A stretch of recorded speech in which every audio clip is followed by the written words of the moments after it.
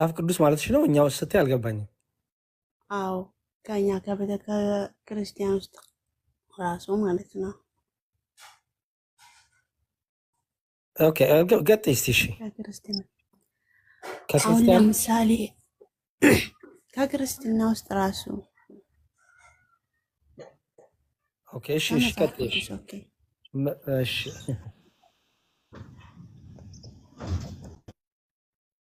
አሁን እሺ እኛ ቀጥይ። ለምሳሌ ኢየሱስ ተሰቅሎ ምናምን የምናየው ቪዲዮ ፎቶዎች ይሄ ነው ወይስ ሰው ነው የሚለው ነው የማይገባኝ ነገር ሁሌ። እሱ ተቀርጾ ነው ወይስ ደግሞ ይሄን መጽሐፍ ቅዱስ ላይ የተጻፈውን ሰው እንደዚህ አድርጎ ነው ወይስ ኦን ራሱ ክርስቶስ ሲሰቀል ተቀርጾልን ነው? ይሄ እንዴት ነው? መልካም እሺ። የጊዮርጊስ ታምራቶች ምናምን በቪዲዮ ዩቱብ ላይ ምናምን የምናየው ይሄ እንዴት ነው? እሺ ችግር የለውም እህት አለም፣ ልብሽን ከፍተሽ ካዳመጥሽም ጥሩ መልስ ሰጥሻለሁ። ችግር የለውም። እሺ እንግዲህ በዛ ጊዜ መቼም ቪዲዮ የለም። አንድ ማወቅ ያለብሽ ነገር ቪዲዮ የለም፣ ፎቶ የለም በዛ ጊዜ። አሁን የምትይው ፎቶ፣ ካሜራ፣ ዲጂታል ስልክ ምናምን የሚባል ነገር የለም። ኦብቪየስ ግልጽ ነው።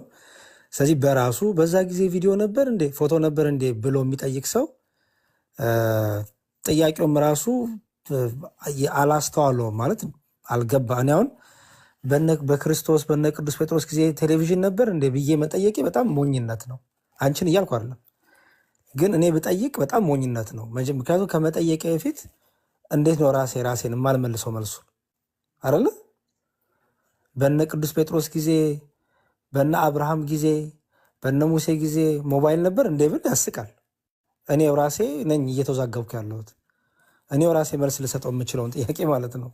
ስለዚህ በዛ ጊዜ እንዲህ ነበር እንዴ በዛ ጊዜ እንዲህ ነበር ብለው የሚጠይቁ ሰዎች በጣም እንዲሁም ልታዝኝላቸው ይገባል። ምክንያቱም ራሳቸው መስተዋት ላይ ቆመው መልስ ሊያገኙ ራሳቸው ለራሳቸው ሊመልሱ ይገባል ይህን ጥያቄ። ታዲያ ምንድን ነው አሁን እኛ ፎቶ የሚባል ነገር አንጠቀምም። አንድ ማወቅ ያለብሽ ነገር ፎቶ የሚባል ነገር አንጠቀምም። ችግሩ አልተማርንም፣ አልተማርሽም፣ አልተማርንም። ማናችን ሰነፎች ነን። ሌላ ቦታ ነው የምንውለው ቁጭ ብለን። ቅዱሳት ስዕላት ምንድን ናቸው?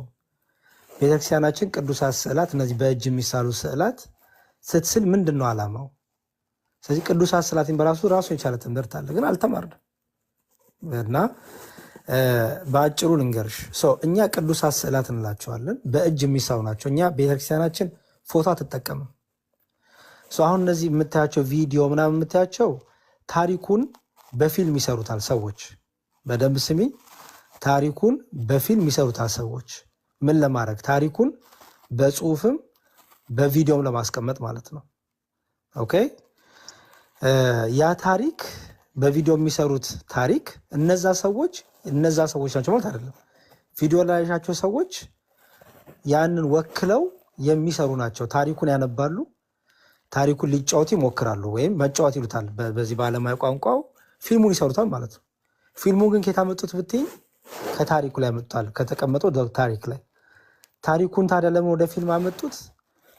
አንድ ሰው በጽሁፍም ይማራል፣ በፊልምም ደግሞ እያየ ይማራል፣ በስዕልም ደግሞ ይማራል። ለምሳሌ ትምህርት ቤት እዚህ ልሽ እንደሆነ ትምህርት ቤቶች መጽሐፎች ላይ ስዕል አለ አይደለ እህቴ? አይደል?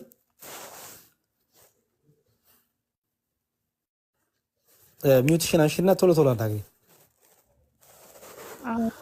ስዕል አለ አይደለ? አሁን አንድ ነገር በስዕል ሲሆን ነው የሚገባሽ ወይስ በጽሁፍ ሲሆን ነው የሚገባሽ?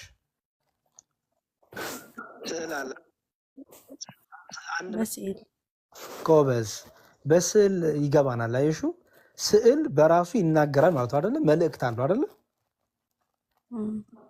ስዕሉን ግን ለመሳል መጀመሪያ መነሻ ሀሳብ ያስፈልግሻል አይደል? በጣም ጥሩ። ስለዚህ አሁን ከተረዳሹ፣ አሁን ለምሳሌ አንቺ ፕሮፋይል አለ አሁን የማየው ይህ ሰው የፊልም አክተር ነው። ቤተክርስቲያን ውስጥ የዚህን ሰው ፎቶ አታገኝም። የዚህን ሰው ፎቶ ቤተክርስቲያን፣ ምክንያቱም የፊልም አክተር ነው፣ ሰው ነው፣ ሌላ ፊልም ይሰራል ተመልሶ። ኦኬ። ግን ሰውየው ምንድን ነው እያሳየሽ ያለው? የክርስቶስን መከራ ህማም በፊልም መክሰር ነው። አንድ ሰው ይሄን ሰው ሊያመልከው አይደለም። ይሄ ሰው ይሄን ፊልም የሰራው አምላክ ሊለው በቃ ይሄ ነው ሊለው አይደለም። ምን እያደረገ ነው? ይሄ ሰው ታሪኩን ተናገረ የክርስቶስን።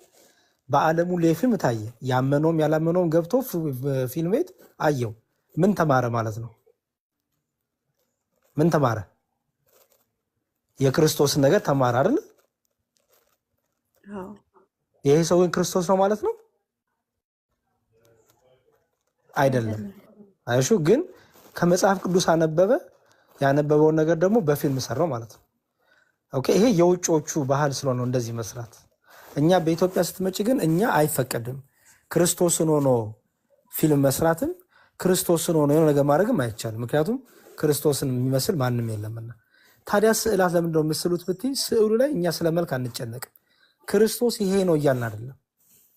ለምሳሌ ከኢትዮጵያ ካለሽ ወይ ኢትዮጵያ ከነበርሽ ቅዳሴ አስቀድሰሽ የምታይ ከሆነ ልክ ቤተ መቅደሱ ቤተክርስቲያን ውስጥ ስትገቢ ስዕሎች ታዩሻል አይደል? አይደል? ዙሪያው እነዛን ስዕሎች ማንበብ የማይችል መጽሐፍ የማይችል ሰው፣ መጽሐፍ ቅዱስን ፊደል ያልቆጠረ ሰው፣ ማንበብ የማይችል ሰው መጽሐፍ ቅዱስን የምታስተምሪው በምንድን ነው? በስዕሎቹ አታስተምሪው? ለምሳሌ ሶስቱን ሕፃናት ገብርኤል ሲያድን የተሳለ ካለ ምን ትያለሽ? መጽሐፍ ቅዱስ ከተማርሽ ቁጭ ብለሽ ማለት ነው። ይሄ ማለት በትንቢተ ዳንኤል ላይ ምዕራፍ 1 ምዕራፍ 2 ምዕራፍ 3 የሚገኝ ታሪክ ነው። እነዚህ ሶስቱ ደግሞ አናንያ፣ አዛሪያ፣ ሚሳኤል ይባላሉ። ያዳናቸው ደግሞ አራተኛ የምታየው ደግሞ መልአኩ ከእግዚአብሔር ተልኮ ያዳናቸው ገብርኤል ነው። እሳቱ ደግሞ ናቡከደነጾር የሚባል ጣዖት የሚያስመልክ ሰው እነዚህን ሶስቱን ወጣቶች በምርኮ ከዳንኤል ጋር ወይም ብልጣሶር ብሎ የጠራው። እነዚህ ሶስቱ ህፃናት ደግሞ የመጀመሪያ ስማቸው ማን ነው? ሲድራቅ ሶሪ አናንያ፣ አዛሪያ፣ ሚሳኤል ነበር። በኋላ ግን ሲድራቅ፣ ሚሳቅ፣ አብደናጎ ብላ ጣይሹ። እንዴት እንደምትሰብኪ ስዕሉን እያየሽ ትንቢተ ዳንኤልን ሰበክሽ ማለት ነው። እሺ ለምሳሌ ክርስቶስ ስነ ስቅለት አላለ? የስቅለቱ አለ አይደለ? ስቅለቱን አሁን እኔ አያቴ በጣም ያረጀሽ ናት፣ ትልቅ ናት። እሷን በምን መሰለሽ የምናስተምራት? ስዕላቱን እናመጣና እነዚህን ቅዱሳት ስዕላት ይኸውልሽ፣ ይሄ ቅዱስ ክርስቶስ በቀራንዮ አደባባይ ሲሰቀል ከጎኑ ያሉት ሁለት ወንበዴዎች ናቸው። ከስር ደግሞ የምታያት ደግሞ ድንግል ማርያም ናት እናቱ። አጠገቡ ደግሞ የምታያት ደግሞ ዮሐንስ ይባላል የሚወደው ደቀ መዝሙር። ይሄን የት ታገኛለሽ? ዮሐንስ ወንጌል ምዕራፍ 19 ሙሉ ሲነበብ ይሄ ስዕል አለ። ስለዚህ ምን እያልኩሽ ነው? ስዕላቶች ምንድናቸው ማለት ነው? ማስተማሪያ ናቸው ማለት ነው። ምን ማስተማሪያ? ወንጌልም ማስተማሪያ። በመጽሐፍ ቅዱስ የተቀመጡትን በስዕል በቤተክርስቲያን ታስቀምጣቸዋለች። እነዚህ ስዕላቶች ምንድናቸው? መንፈሳዊ እግዚአብሔር ያድርባቸዋል። ለጸሎት እንጠቀምባቸዋለን። ለምሳሌ ፊት ለፊቴ የክርስቶስን ስነ ስቅለት እያየሁ ስጸልይ ህሊናሽ ወዴት ነው የሚሄደው? ወደ ቀራንዮ አይደለም? ጌታ ሲገረፍ ትዝ ይልሻል። ሲቸነክሩት ትዝ ይልሻል። ተጠማው ሲል ትዝ ይልሻል። እሺ ምክንያቱም እያየሽ ሆኗ ፊት ለፊት አይደል? ጎበዝ። ለምሳሌ ልክ ትንሣኤ ደግሞ ጌታ ሲነሳል አይደል? ደግሞ የትንሣኤው ደግሞ ቅዱሳት ስዕላት እሱን ደግሞ ስታይስ ጌታ ሞትን ድል አድርጎ እንደተነሳ ደግሞ ታያለሽ ማለት ነው። እሺ ደግሞ ድንግል ማርያም ልጇን ክርስቶስን ተይዛ ከዮሴፍ አህያ እየጎተተ ድንግል ማርያም በአህያው ላይ ሆና ልጇን አቅፋ ስትሄድ ታያለሽ ደግሞ አይደል? ይሄ ደግሞ ከየት መጣ መሰለሽ? ማቴዎስ ወንጌል ላይ ደግሞ መጣ። ማቴዎስ ወንጌል ምዕራፍ 2 ምዕራፍ 3 እነዚህ ሁሉ ይዝልሻል ማለት ነው። ምዕራፍ 4ንም ጨምሮ ምን የሚለው ነው? ልጁንና ሕፃኑን ይዘ ወደ ግብፅ ሽሽ። አይሹ ሄሮድስ ሊገሉ ይፈልጋልና ወደ ግብፅ ሽሽ። ስለዚህ እመቤታችን ልጇን ይዛ ወደ ግብፅ የሸሸችበትን ስዕሉ አስቀመጠልሽ ማለት ነው። ስለዚህ እነዚህ በእጅ የሚሳሉት የቤተክርስቲያናችን ቅዱሳት ስዕላት ይባላሉ ማለት ነው። ለምን እንጠቀምባቸዋለን? ትምህርት ለማስተማር። እችን ድንግል ማርያም እያልን አይደለም፣ ይሄ ነው ክርስቶስ እያልን አይደለም። ግን ምን እያደረግ ነው? ክርስቶስን በስዕል መልክ እያስተማረ። እሺ ድንግል ማርያምን ታሪኳን፣ የክርስቶስን ታሪክ፣ ነገረ መስቀሉን፣ ነገረ ልደቱን፣ ነገረ ጥምቀቱን ሁሉ እስከ ትንሣኤው ድረስ እስኪመጣ ድረስ ያለውን ሁሉ በወንጌልም በፊደልም እናስተምራለን፣ በስዕልም እናስተምራለን። እነዚህ ቅዱሳት ስዕላት ይባላሉ። የመጨረሻ ማጠቃለያ መጽሐፍ ቅዱስ አለ አይደለ? ለምሳሌ በእጅሽ ያለው መጽሐፍ ቅዱስ አለ አይደል? ያ መጽሐፍ ቅዱስ ቅዱስ ያሰኘው ምኑ ነው? አሁን ብዙ መጽሐፍት አሉ አይደለ? አሁን ፊዚክስ፣ ባዮሎጂ መጽሐፍ ይኖርሻል፣ አማርኛ። በድሮ ጊዜ እርሻ የሚባል መጽሐፍ አለ። አሁን እሱ የለም፣ ግን መጽሐፍቶች አሉ አይደለ? እነሱን ቅዱስ መጽሐፍት ያቸዋለሽ? አታያቸውም። ስለዚህ ቅዱስ ያሰኘው ምንድን ነው? እንደ መጽሐፍማ መጽሐፍ ነው አይደለ? ስታየው መጽሐፍ ነው አይደል? ግን ይህን መጽሐፍ ቅዱስ መጽሐፍ ያሰኘው ምን ይመስልሻል? ጎበዝ ነሽ። አሁን እንደማየው ትመልሸዋለሽ። ይህን መጽሐፍ ቅዱስ ያሰኘው ምንድን ነው? የእግዚአብሔር ቃል ስለሆነ ነው። አይ መሰረት ያልሽ ስምሽን ሰናይት ነው? አዎ ሁለቱም ነው ስምሽ? እንደ ስሜ ሰናይት ነው። ሰናይት፣ ጎበዝ ሰናይት። ሽልማት ተሸልመሻል። እንዲሁም ቆይ ጊፍት ልስጥሽ። ጎበዝ። እንደዚህ ቶሎ የሚመልስልኝ ሰው ሳገኝ ብታይ እኔ በጣም ነው ደስ የሚለኝ። ሰንዬ ጊፍት እንዴት ነው የሚሰጠው? እምቢ አለኝ ሰው። ስለዚህ ከቅዱ አይሹ ልክ የእግዚአብሔር ቃል ወረቀቱ ላይ ሲቀመጥ ምን ተባለ? ቅዱስ ተባለ አይደለ? ልክ የእግዚአብሔር ቃል ወረቀቱ ላይ ሲቀመጥ ምን ተባለ? ቅዱስ ተባለ። ያ ወረቀት እኮ የተሰራው ከምንድን ነው? ከእንጨት። ምክንያቱም ወረቀት የሚሰራው ከእንጨት ነው። እንጨት ተፍቆ ፕሮሰስ ተደርጎ አልፎ ምን ብሎ ከዛ ወረቀት ሆነ። ልክ ግን ቃለ እግዚአብሔር በመጀመሪያ እግዚአብሔር ሰማይና ምድር ፈጠረ ተብሎ ሲቀመጥበት ያ መጽሐፍ ምን ተባለ? ቅዱስ መጽሐፍ ተባለ። ከምኑ የተነሳ? ከቃሉ የተነሳ አይደል? ጎበዝ። ስለዚህ እኛም ቅዱሳት ስዕላት የመጽሐፍ ቅዱስን ታሪክ የያዙ ቅዱሳት ስዕላት ስለሆኑ ቅዱሳት ስዕላት ተባሉ ማለት ነው። ለምን? ቅዱስን የመጽሐፍ ቅዱስን ወንጌል በስዕል መልክ ያዙ ስለሆኑ ቅዱሳት ስዕላት ተባሉ። ስለዚህ ፎቶ አንጠቀምም፣ ቪዲዮ አንጠቀምም። ቪዲዮዎቹን ፊልሞችንም ብታይ እኛ ኢትዮጵያን የሰራናቸው ሳይሆኑ ውጭ ሀገር ያሉ ሰዎች የሰሩት ታሪኩን ለማስቀመጥ መጽሐፍ ቅዱስን አንብበው አጥንቶ ታሪክን ለትውልድ ብለው የሚሰሩት ፊልም ነው እንጂ እነሱ ናቸው ማለት አይደለም። ፎቶ አንጠቀምም እኛ። ቅዱሳት ስዕላት ነው፣ በእጅ የሚሳሉ ናቸው። እነሱም ከመጽሐፍ ቅዱስ ወጥተው በመጽሐፍ ቅዱሱ መልክ የሚያብራሩ መጽሐፍ ቅዱሱን በስዕል መልክ የምናስተምርበት ለጸሎት የምንጠቀምበት መንፈሰ እግዚአብሔርም ያለባቸው ናቸው ብለን እናምናለን ማለት ነው። ስለዚህ ብዙም ጥቅም የላቸውም ማለት ነው። ለምሳሌ ብቻ ነው ጥቅማቸውን ነገርኩሽ እኮ። አንደኛ ምን አልኩሽ? የእግዚአብሔር ቃል ልክ ወረቀቱ ቃሉ ሲቀመጥበት የቅዱስ እንዳሰኘው እነዚህም ቅዱሳት ስዕላት ናቸው። የእግዚአብሔር መንፈስ የእግዚአብሔር ኃይል ይገለጠባቸዋል ብለን እናምናለን። ስለዚህ በጸሎቱ ፊት በዛች በቅዱሱ ስዕል ፊት ቆሜ ጸሎት ሳደርስ ለጸሎት እጠቀምበታለሁ፣ ለማስተዋል እጠቀምበታለሁ። መጽሐፍ ቅዱሱን እያሰብኩ የጌታን ፍቅር እያሰብኩ በመጽሐፍ ቅዱስ ያለውን ሁሉ እያሰብኩ ቅዱሱን ታሪክ እያሰብኩ ጥሩ ጸሎት እንዳደረግ ከእግዚአብሔር ጋር መንፈሴን ሀሳቤን ሰብስቤ ጸሎት እንዳደረግ እጠቀም። ስለዚህ ይጠቅሙኛል፣ በጣም ነው የሚጠቅሙ። እኔ ከልጅነቴ ጀምሮ ቅዱሳት ስዕላትን እጠቀማለሁ። ለምን ረዱኝ መሰለሽ? መጽሐፍ ቅዱስን እንድማርበት ረዱኝ። አንድ ጸሎቴን በደንብ ሀሳቤ ተሰብስበው እንዳደርስበት ረዱኝ። ሁለት ሶስተኛ ደግሞ የእግዚአብሔር መንፈስ በዛ ላይ ስላለ በቤቴ ሁሉ በረከት ዘወትር አለ። የእግዚአብሔር ኃይል የእግዚአብሔር ክንድ ይገለጣል ብዬ አምናለሁ። እንደ እምነቴ ደግሞ ይደረግልኛል። በጣም ብዙ ጥቅም አላቸው።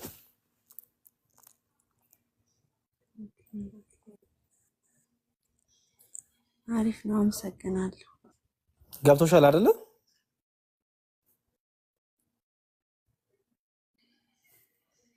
እሺ ገብቶሻል። አሪፍ ነው። አመሰግነው ነጋሽ ገብቶሻል ብዬ አስባለሁ። ብዙ ዝርዝር እንዳልገባ እንደ መረዳት ሻል ሊሄድ ብዬ ነው። ወደፊት ግን በደንብ ብትማሪ አሪፍ ነው። ሰናይት እህታችን ምንድነው እኔ መክርሽ በደንብ ቁጭ ብለሽ ትማሪ። ዝም ብለው ይሄ የሚዋሹ ውሸቶች አሉ። በእስልምናውም ሆነ በፕሮቴስታንቱ በተለይ ስዕላቶቻችን ላይ የሚዋሹ ውሸቶች አሉ። ሰው እነዛ ነገሮች ትክክለኛ ስለ ስዕላት እኛንን የምንነግርሽ እኛንን የምንጠቀመው አይደለም። ቤትሽ ያለውን ነገር የምታውቂው አንቺ ነሻል። እኔ የማልኖርበትን ቤት አንቺ ቤት መጥቼ ስለ ቤትሽ ብነግርሽ ትስቂብኛለሽ። ስለዚህ ስለ ቤትሽ ስለ ኦርቶዶክስ ማወቅ ከፈለግሽ ቁጭ ብለሽ ልትማሪ ይገባል። በዛ ደግሞ እናግዝሻለን። እኔም አግዝሻለሁ። ይኸው ፎሎ አረግሽና ቴሌግራም ካለሽ አስቀምጭልኝ። ጥያቄዎችሽን እንደዚህ እሺ እየመለስን የሚነበቡ መጽሐፍትም ደግሞ እየላኩልሽ አማርኛ ነው ኦሮምኛ ነው የምታነቢው ወይ ኤኒ ቋንቋ ወይ ሁለቱም ሌላ ቋንቋ እኮ በዙር ታነቢያለሽ? ኦኬ ሁለቱንም ካነበብሽ መጽሐፍቶች እልክልሻለሁ እና ታነቢያለሽ። በደንብ ታነቢያለሽ። በደንብ ከመጀመሪያው ጀምሮ ስለ ነገረ ስላሴ እያለ በተለይ መሰረታዊ ነገር ላይ አተኩሪ። መጀመሪያ መሰረታዊ ነገር የቱ መሰለሽ? እኛና ለምሳሌ ፕሮቴስታንቱን ጴንጤውን የሚለየን የስላሴ ትምህርት አንገናኝ። ስለዚህ ስላሴ ላይ እኛ ስናስተምር እነሱ ሲያስተምሩ እኩል አይደለም። ስለዚህ መጀመሪያ ስለ ነገረ ስላሴ በደንብ ጠንቀሽ ተማሪ። ከዛ ደግሞ ክርስቶስ ላይ እኛ የክርስቶስን ሰው መሆን ስናስተምርና ፕሮቴስታንቱ የክርስቶስ ሰው መሆን ሲያስተምር ልዩነት አለን። ስለዚህ እሱን በደንብ ልትማሪ ይገባል። ቀጥሎ ደግሞ ስለ ቁርባን የጌታ ጥምቀት፣ እኛ ጥምቀት ለመዳን ይጠቅማል፣ ያምን የጠመቀ ይድናል ስለሚል ጥምቀት ለድነታችን ያስፈልጋል ብለን እናምናለን።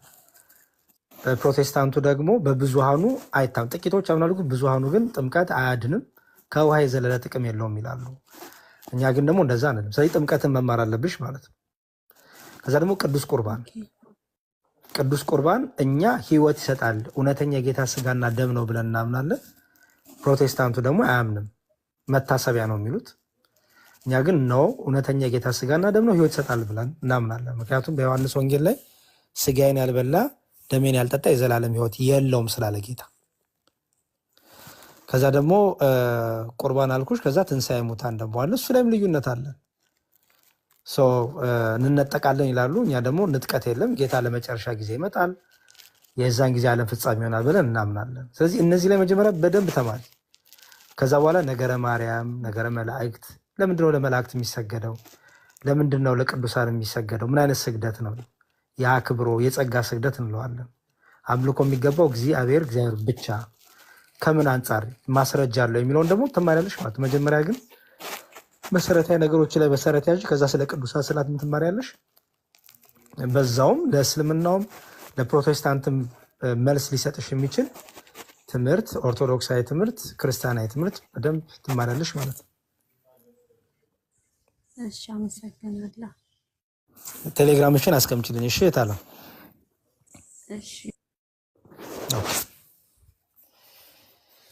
እሺ በቃ አሁን ቢኒ መልስ። እኔ ብቻ አወራው። እሺ አላለቀም። እኔ ሊገባ ነበር ነው ከሷ ቀድሜ ነበር። አቂ ነው በቃ መሰረት አንድ ነገር ብቻ ልበልሽ። ቅዱሳት ስዕላት አገልግሎታቸው መምህር በደንብ አስተምሮሻል። ቤተክርስቲያንም ሆነ ቤትሽ በቅዱሳት ስዕላት ፊት ስትጸልይና እንደው ባዶ ግድግዳ እያየሽ ስትጸልይ ልዩነት አለው።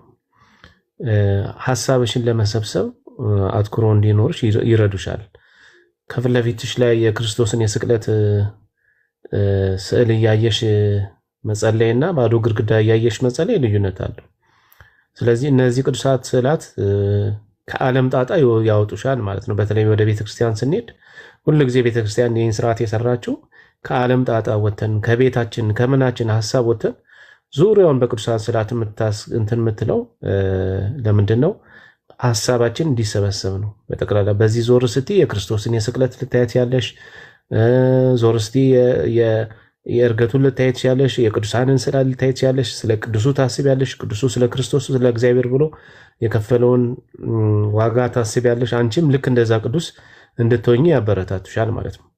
ሰው አትኩሮትሽን ከዓለም ጣጣ አውጥቶ ወደ እግዚአብሔር ብቻ እንድትሆኝ ነው የሚያደርግሽ። ቤተክርስቲያኑ ስትገቢ ቅዱሳት ስዕላት ስታይ ማለት ነው በዙሪያሽ ያሉትን ሌላ ነገር አታስቢም። እንደው ባዶ ግድግዳ ላይ ስትጸልይ ግን ሐሳብሽ ሁሉ ብትንትን ነው የሚለው። ይሄ መሰረታዊ ነው። ሌላው ደግሞ መምህር እንዳለሽ ለአስተምሮ ሰው ይማርበታል። በስዕላት ሰዎች ይማራሉ። የመጽሐፍ ቅዱስ በስዕል ይተረካል። ከውልደቱ እስከ ስቅለቱ ያለውን በቤተክርስቲያን ግድግዳ ላይ ተስሎ ብታይ ምንድን ነው የሚለውን በአጭር ቋንቋ ትማሪበታለሽ ማለት ነው። ክርስቶስ ለእኛ ሲል ተወለደ፣ አደገ፣ ከዛ በኋላ በአይሁድ ሸንጎ ፊት ቆመ፣ ተሰቃየ፣ ከዛ በፊት የጸሎተ ሐሙሱን ታያለሽ፣ ከዛ በኋላ ስለኛ ሲል ተሰቀለ፣ ከዛ በኋላ ደግሞ ሞትን ድል አድርጎ ተነሳ። እነዚህን ሁሉ በስዕላት በአጭር ደቂቃ ውስጥ ልትማሪበት ትችያለሽ ማለት ነው። እነዚህ ነገሮች ይጠቅሙሻል። ሌላው ደግሞ ከቅዱሳኑ ጋር ወይም ከእግዚአብሔር ጋር ያለንን ህብረት የሚያሳዩን ነው ማለት ነው። ምክንያቱም ስዕላቱን ስታይ ቀጥታ ሀሳብሽ ህሊናሽ ወዴት ነው የሚሄደው? ወደዛ ወይ ወደ ቅዱሱ ነው ወይ ደግሞ ወደ ዕለተ ዓርብ ከዛሬ 2000 ዓመት በፊት ክርስቶስ የተሰቀለበት ያችን ቀን ታስታውሻለሽ። መንፈሳዊ ግንኙነት ታደርጊያለሽ። ልብሽ ይሰበራል። ወደኋላ ነው የምትመለከችው። እነዚህ ቅዱሳን ስዕላት አገልግሎታቸው ለዚህ ብቻ ነው። ሌሎቹ ይመለካሉ ምናምን የሚሉት ሐሰት ነው። ለአምልኮ ስርዓት እንጠቀምባቸዋለን እንጂ አናመልካቸውም። እንዳልኩሽ ህሊናን ለመሰብሰብ፣ መንፈሳዊ ግንኙነት ለማድረግ፣ ለማስተማር ለነዚህ ብቻ ነው እና እንደዛ ነው። ኦኬ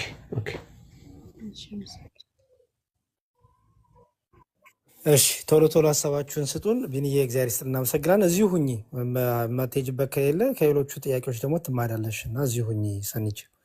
እሺ፣ ወለተ ሚካኤል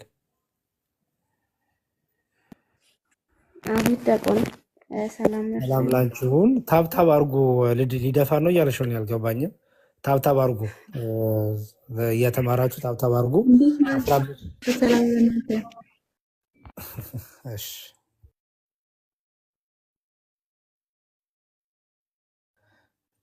የሚቀጥል ዲያቆን እሺ፣ ቀጥይ።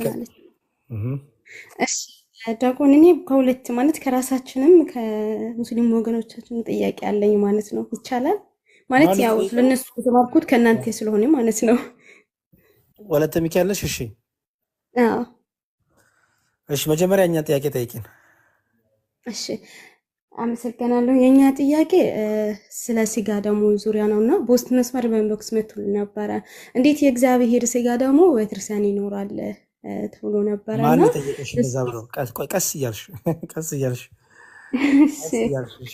ማን ነው መጀመሪያ ይላከልሽ? ሙስሊም ፕሮቴስታንት? አይ ሙስሊም ነው። ምን ብሎ ጠየቁሽ? እንዴት የእግዚአብሔር ስጋ ደግሞ አንዴታችን በላይቭ ላይ ገብታ እኛ እንቆርባለን፣ እግዚአብሔር ጸሎታችን በቅዱሳን በኩል ደግሞ እንደምንቀበል እናምናለች። ይሁን እንጂ ግን እንዴት የእግዚአብሔር ስጋ ደግሞ በቤተክርስቲያን ይኖራል? አይን መልሽልኝ አለ።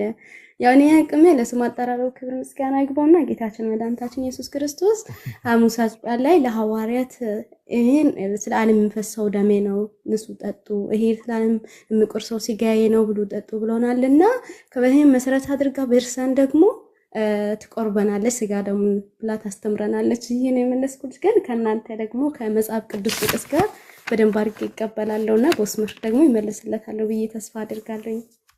እሺ፣ መጀመሪያ ከመለስ በፊት ቁጭ ብለሽ ተማሪ። የመጀመሪያው ምክሬ እንደ ወንድም መክርሽ። እሺ፣ ታዛዥ ነኝ።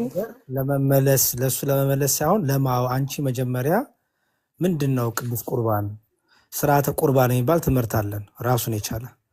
ስለዚህ መጀመሪያ አንቺ ለራስሽ፣ ምክንያቱም አንድ ክርስቲያን በቅዱስ ቁርባን ህይወት መታተም መኖር አለበት። ስለዚህ የመጀመሪያ አንቺው ራስሽ ቁጭ ብለሽ ከሰባቱ ሚስጥራተ ቤተክርስቲያን ውስጥ ሚስጥረ ቁርባን የሚባል ትምህርት አለ። ስለዚህ ብዙ መጽሐፍት አሉ። ዩቲዩብ ላይ ደግሞ ብዙ ስብከቶች አሉልሽ። ዲያቆን ሄኖክ ኃይሌ የብዙዎች አሉ።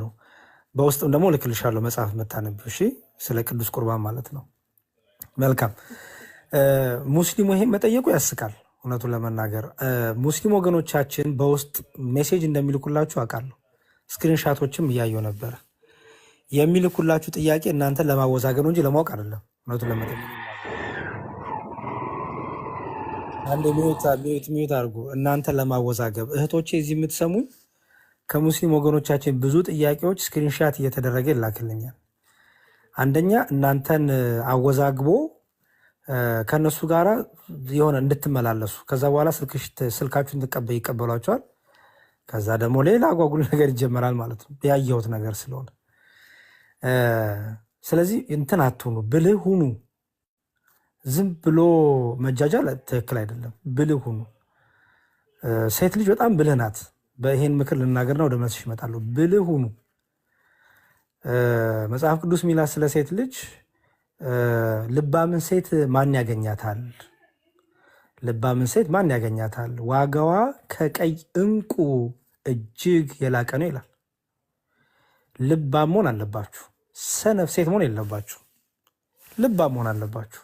ለምንድን ነው የሚያናግረኝ? ምን ፈልጎ ነው የሚያናግረኝ ትሉ ይገባል። ለሙስሊሞች ወንዶች ብቻ አይደለም እናንተን ለሚያናግሩ፣ እኛም ብንሆን ክርስቲያኖቹ ምን ፈልገው ነው የምናናግራችሁ? መልካም መንፈሳዊ ዓላማ ይዘን ነው ወይስ ደግሞ ምን ይዘን ነው? ጠይቁ። ዝም ብሎ በቃ ለተባለው ሁሉ እኮ አይመለስም። እኔ በጣም ብዙ ሜሴጅ ይላክልኛል፣ ለሁሉ አልመልስም። ለምን መልሰው? በጣም እጠነቃለሁ፣ ለመንፈሳዊ ሕይወቴ እጠነቃለሁ፣ ለማውራው ሰው እጠነቃለሁ። ምክንያቱም ብዙ ፈተና ስላለ ማለት ነው። ስለዚህ በተለይ ሙስሊም ወንድሞችን እና እህቶችን እኔ ማስቆም አልችልም። ክርስቲያን ወንድሞችን ግን እናንተን ማስቆም እችላለሁ፣ ምክር በመምከር ማለት ነው። ስለዚህ ጥያቄ ሲጠይቋችሁ ለመማር አይደለም፣ አንድም አይደለም። ለመማር ከፈለጉ የሚጠይቁት እኛን ነበራ አይደል? እስቲ አስተውሉ። ለመማር ቢፈልጉ ብሄን አይጠይቁ? ለመማር ቢፈልጉ አይን አይጠይቁ? ሌላ ሰው አይጠይቁ? መምህራኖችም ማለት ነው። ለምን ይመስላችኋል እናንተ የሚጠይቋችሁ? ስለዚህ ጭንቅላታችሁ በደንብ ስርዓቶቻችን አደራ አደራ። አንድ ሁለት ተባብሎ የተጀመረ ነገር አጓጉል ነገር ውስጥ የገቡ ብዙ እህቶችና ከዛ በኋላ ብዙ ደስ የማይል ነገሮች እያየሁ ስለሆነ ማለት ነው ከኔ የሚጠበቀው እህቶችን መምከር ነው እና ብታስተውሉ ጥሩ ነው። ስለዚህ ለወንድማችን ለጠየቀሽ ወገናችን ሙስሊም ወንድማችን መልስ ለመመለስ ሳይሆን አንቺ መጀመሪያ በደንብ ልታውቂ ይገባል ማለት ነው፣ ቁጭ ብለሽ ልትማሪ።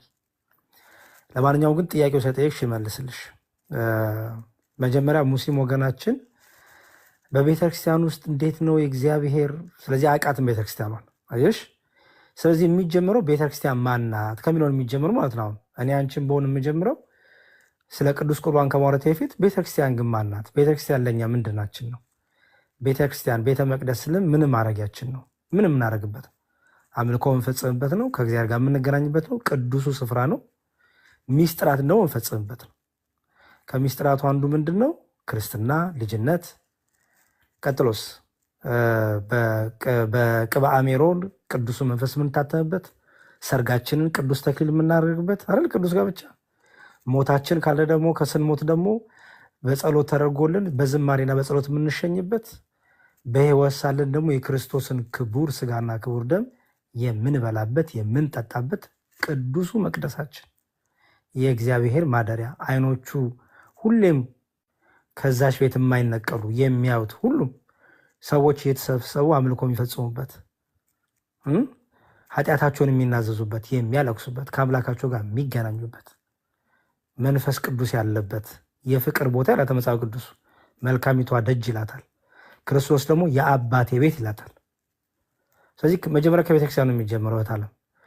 ስለዚህ ቅዱስ ቁርባን ስንል የጌታ አምላካቸው ኢየሱስ ክርስቶስ በማቴዎስ ወንጌል ምዕራፍ 26 ቁጥር 26 ላይ ጥቅስ የጻፍሽ ከሆነ ማቴዎስ ወንጌል ምዕራፍ 26 ቁጥር 26 ምን ይላል? ሲበሉም ይላል ጌታ እንጀራን አንስቶ ይላል። ኦኬ፣ ህብስት ቂጣ በእኛ ሲተረጎም ነው እንጀራ የተባለው እንጂ በእስራኤልያን ልማድ ቂጣ ነው ወይም ህብስት ይሉታል። ያንን ቂጣ ነሳና ጌታ ይላል ምን አለ? ይህ እንካችሁ ብሉ አለና ይህ ስለ እናንተ የሚቆረሰው ስጋዬ ነው ብሎ ምኑን ሰጣቸው ይላል? ያንን ቂጣውን ሰጣቸው ባርኮ። ይሄ ምንድን አለ? ስጋዬ ነው። በጣም የገረመኝና የሳኩት በአንዳንድ ሙስሊም ወንድሞ ወገኖቻችን ስጋው ሲባል ይሄ ፍሌሽ ሰውነትን ቁርጥ ቡጭቅ ምናምን አድርገው ተረድተውት ሲሳለቁ ሰብቼ ከእነሱ ጥፍ ነው የምስስቅባቸው የነበረው። ምክንያቱም በቃ አለማንበብ፣ አለመጠየቅ፣ አለማወቅ። በጣም እኮ እኔ አለማወቅ ለካ በጣም ደፋር ያደርጋል የሚባለው እንደዛ ነው። ሰው እንዴት ሳያነብ ሳያውቅ ይስቃል? ዝም ብሎ አለማወቅ በጣም ጥቂት ትንሽዬ የሆነች እውቀት እንዳላቸው እኮ ነው የሚያሳየው። አለማወቅ፣ አለመማር ደፋር ያደርጋል የሚባለው ይሄ ነው።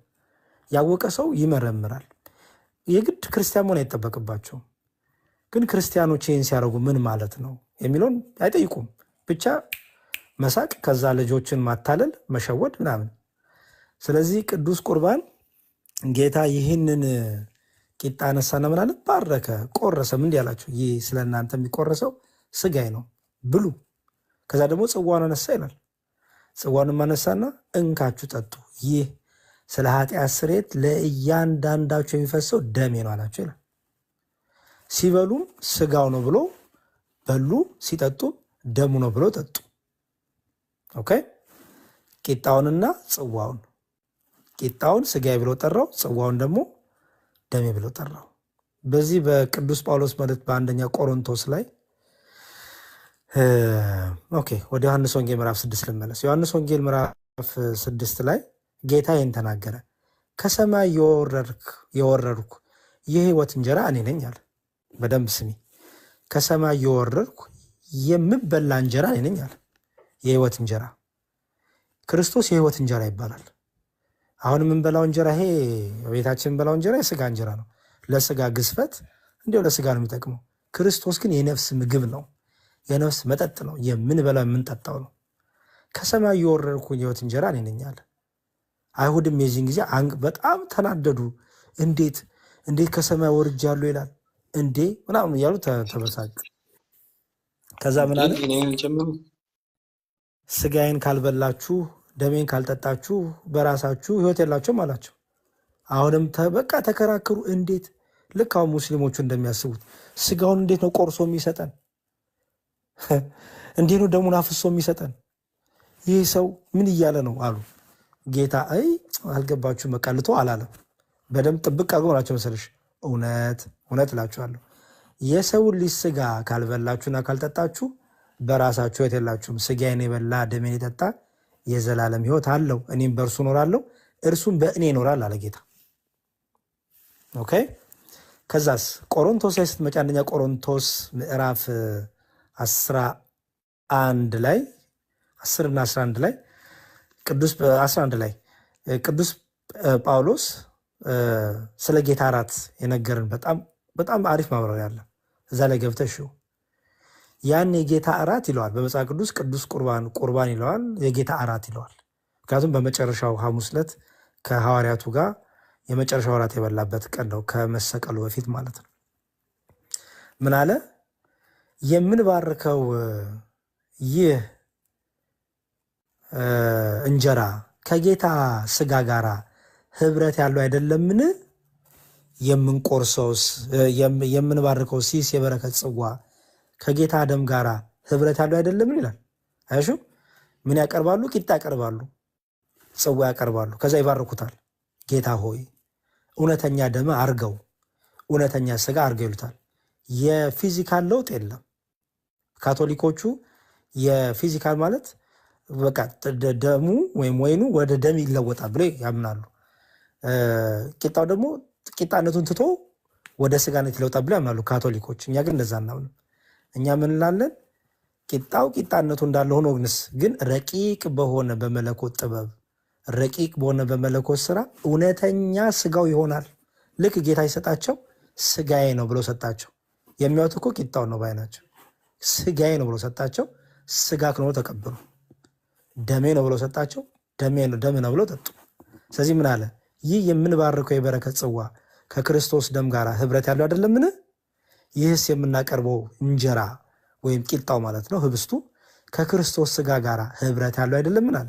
ዛሬም በቤተክርስቲያናችን ዕለት ዕለት የሚፈተተው የክርስቶስ ክቡር ስጋ ክቡር ደም ከጌታ ስጋና ከጌታ ደም ጋር በዓርብ ዕለት በፈሰሰው በቀራንዮ በፈሰሰው ከደሙ ጋር ህብረት አለው፣ ከስጋው ጋር ህብረት አለው።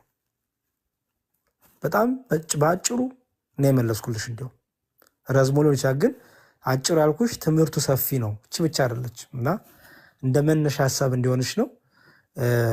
ምክሬን ያዢ፣ ቁጭ ብለሽ ተማሪ። ቁጭ ብለሽ በደንብ ጊዜ ወስደሽ ተማሪ። መጀመሪያ አንቺ በርቺ፣ አንቺ ጠንክሪ፣ ከዛ አንቺ መልስ ትሆኛለሽ። ኦኬ ሰው ይሄን አድርጊ። ሁለተኛ ጥያቄሽን ልስማ። እሺ ማሜር ዲያቆን ቃልት ያሰማልን፣ በእውነት በቤቱ በበረቱ ያቆይልን። እሺ የእነሱ ጥያቄ የሆነብኝ አሁን ለምሳሌ እነሱ የነቢያት ምናምን ብሎ ነው የምናገሩት ማለት ነው። እነሱ ጋር ነቢያት አለው ወይ? ስለ ሙሴ ይናገራሉ ስለምናምንና ለስሙ አጠራሩ ክብር ምስጋና ይግባውና መሐመድ ክርስቶስ ወደዚህ ምድር ከመጣ በኋላ ነው የመጣው አይደል? እንደ ሃይማኖታቸውም ትናንትና ነው። ግን የነቢያት ትምህርት ብሎ እንዴት ተወሰደ? እንዴት ሊባል ቻለ? እስቲ አንደኛው ይሄን ይመልስና ሌላውን ቀጥላለሁ። እሺ ቢኒ መልስልሽ። ቢኒ የጥያቄውን ሰምተዋል?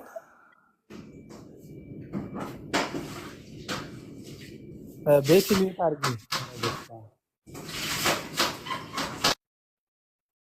እሺ ቢኒ ይቀጥል። እሺ እሺ መምህር ወለተ ሚካኤል እሺ ምናልባት የቅድሙም ጥያቄ እኔ ትንሽ አልገባኝም። ምንድነው እንዴት ይሆናል የሚለው ነገር በመጀመሪያ እንዴት ተብሎ አይጠየቅም?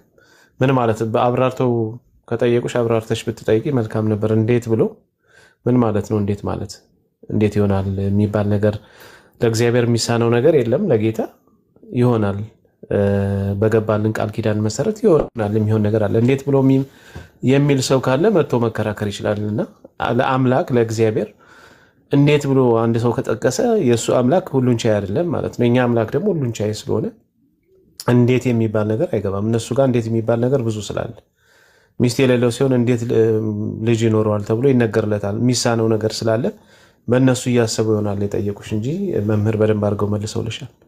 ስለዚህ ስለ ስጋና ደሙ ወይም ስለ ሚስጥረ ቁርባን ሚስጥረ ስጋ ወይ ማለት ነው ስለሱ ኢየሱስ ክርስቶስ ራሱ በሰጠን ቃል ኪዳን መሰረት ነው። እንዴት ነው የሚቀየረው የሚለውን እኛ እዛ ላይ ገብተን አንፈላሰፍም። ረቂቅ በሆነ ራሱ እግዚአብሔር በሚያውቀው መልኩ ይቀየራል። ስንወስደው ግን እኛ ህብስቱን ነው የምንወስደው፣ ጽዋውንም አንስቶ ሲሰጠን ወይኑን እንጠጣለን። እግዚአብሔር ግን በማይመረመር መልኩ እሱ ራሱ ህይወትን እንዲሰጠን ያደርጋል ማለት ነው። መጽሐፍ ቅዱስ ህይወትን ይሰጣል ስለሚል ስጋዬን ካልበላችሁ ደሜን ካልጠጣችሁ በራሳችሁ ህይወት የላችሁም ብሎ ስለተናገረ ያ ስጋና ደም ደግሞ ህይወት የሚሰጥ ነው። ዮሐንስ ወንጌል ምዕራፍ 6 ላይ ከሰማይ ወረድኩ የህይወት እንጀራ እኔ ነኝ ብሎ ስለተናገረ ያን ካልበላን በራሳችን ህይወት የለንም። ስለዚህ ያው የሚያደርገን የክርስቶስ ስጋና ደም ነው። ይሄ ደግሞ ሰፊ ትምህርት ነው። በደንብ ተማሪ መምህርን ተከታታይና በውስጥ በደንብ መማር አለብሽ። ከሚስጥራት ቤተክርስቲያን አንዱ ሚስጥረ ስጋዊ ስለሆነ በደንብ መማር አለብሽ ማለት ነው። እና እንዳለሽም ደግሞ መልስ ለመስጠት ከመሄዳችን በፊት መማር አለብን ነው። ሁለተኛ የጠየቅሽው ጥያቄ እንግዲህ ይሄ መልስ ያስፈልገዋል ብዬ አላስብም። ነቢያት እኛ ጋር አለ ብለው ይናገራሉ። ማንም መናገር ይችላል። ነቢይ ደምሳሽ የሚባለው ነቢያትን ሁሉ ጠቅሶ ሁሉም ነቢያት የኔ እምነት ተከታይ ናቸው እንዳለው ልክ እንደዛ መሐመድም እንደዛ ክሌም አድርጓል ማለት ተናግሮ ዝም ብሎ ተናግሮ ሊሆን ይችላል። ማስረጃ ግን የላቸውም። የነቢያት መጽሐፍ የላቸውም። የነቢያት አስተምሮ የላቸውም። ነቢያትን ስም የማጥፋት ነገር ነው መሐመድ የሰራው ማለት ነው። በሰባተኛው መቶ ክፍለ ዘመን ተነሳ። ከሱ በፊት ከ2000 እና 3000 ዓመት በፊት ያሉትን ነቢያት ላይ ስማቸውን አጠፋ ማለት ነው። በሌሉበት አዋላቸው ባልኖሩበት። ለምሳሌ ከአንቺ ምናልባት አያድግብሽና ያው ሰው ሁሉ ሟች ነው።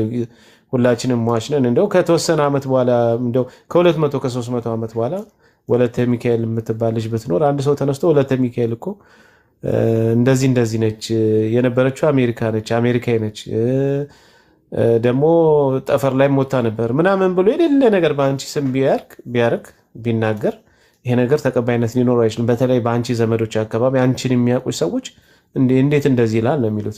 ኦኬ እንደዛ ካለ ደግሞ ማስረጃ ሊያመጣ ይችላል። ማምጣት አለበት ግዴታ ማለት ነው። እና ቁርአንም እንደዛ ነው የሚያደርገው። ቁርአን መሐመድ መጣ ሙሴ ሙስሊም ነው አለ። ሙሴ የአላህ ነብይ ነው አለ። ግን ሙሴ እግዚአብሔርን እንጂ አላህ የሚባል አምላክ አያውቅም። ዘጸአት 3:14 ላይ ሙሴ የላከው እግዚአብሔር ሙሴ እንዲያምኑኝ የላከህ ማን ነው ብሎ ሰዎች በሚጠይቁኝ ጊዜ ማን ልበላቸው ስምህን ማን ልበላቸው ብሎ ሲለው ሄደ ይሃዌ ልኮኛል፣ ያለና የነበረ የሚኖር አምላክ ልኮኛል፣ የአብርሃም አምላክ የይስሐቅ አምላክ የያዕቆብ አምላክ ልኮኛል ብለህ ንገራቸው ነው ያለው። አላህ የሚባል ነገር አይታወቅም ከመሐመድ በፊት። ስለዚህ ማንም ሰው ተነስቶ የራሱን ታሪክ መጻፍ ይችላል። የተጻፈ ታሪክ ግን ሁሉ እውነት አይደለም። መረጋገጫ ማስረጃ ያስፈልገዋል። ዘንድሮም የሚጻፉ ታሪኮች አሉ ተነስተው ግን ምንም ማስረጃ የላቸውም። አንድ ሰሞን ላይ ይንጫጩና ይቀራሉ ማለት ነውና እስልምናም ልክ እንደዛ ነው። ያለምንም ማስረጃ ተነስቶ ሙሴ እንደዚህ ነው ነቢያት እንደዚህ ናቸው ይላል። የነቢያት አስተምሮታቸው እንኳን የለውም። በጥቂቱ ቁርአን ላይ ከተቀመጡት በስተቀር ምን ነበር የሚያመልኩት? እንግዲህ ብዙ ዓመት የኖሩ ነቢያት ምንድነው መጽሐፋቸው? የትኛው ነው አስተምሮታቸው? ትውልዳቸው የት ነበር? አጠቃላይ ዝርዝር ነገር የለም። ወደኛ ስትመጪ ግን የነቢያት መጽሐፍም እጃችን አለ። የሙሴ መጽሐፍ እጃችን ላይ አለ። ስለ ኢሳያስ ብትጠይቂ ኢሳያስ መጽሐፍ አለ፣ የኢያሱ መጽሐፍ አሉ፣ የነገስታት መጽሐፍ አሉ፣ የዳዊት መዝሙር አለ፣ የሰለሞን መጽሐፍ አለ። ራሳቸው ነቢያቶች እነዚህ ነቢያቶች በጠቅላላ ባስተላለፉልን መጽሐፍ ላይ አላህ የሚባል አምላክ የለም። አላህ የሚባል አምላክም አላመለኩም። እነሱ ሲያመልኩ የነበሩት ያህዌን ወይ እግዚአብሔርን ነው። ስለዚህ ዝም ብሎ ክሌም ማድረግ ይቻላል እንጂ መልስ ምንድነው? ማስረጃ የሌለው ባዶ ጩኸት ነው ማለት ነው። ምንም ማስረጃ የሌለው ባዶ ጩኸት።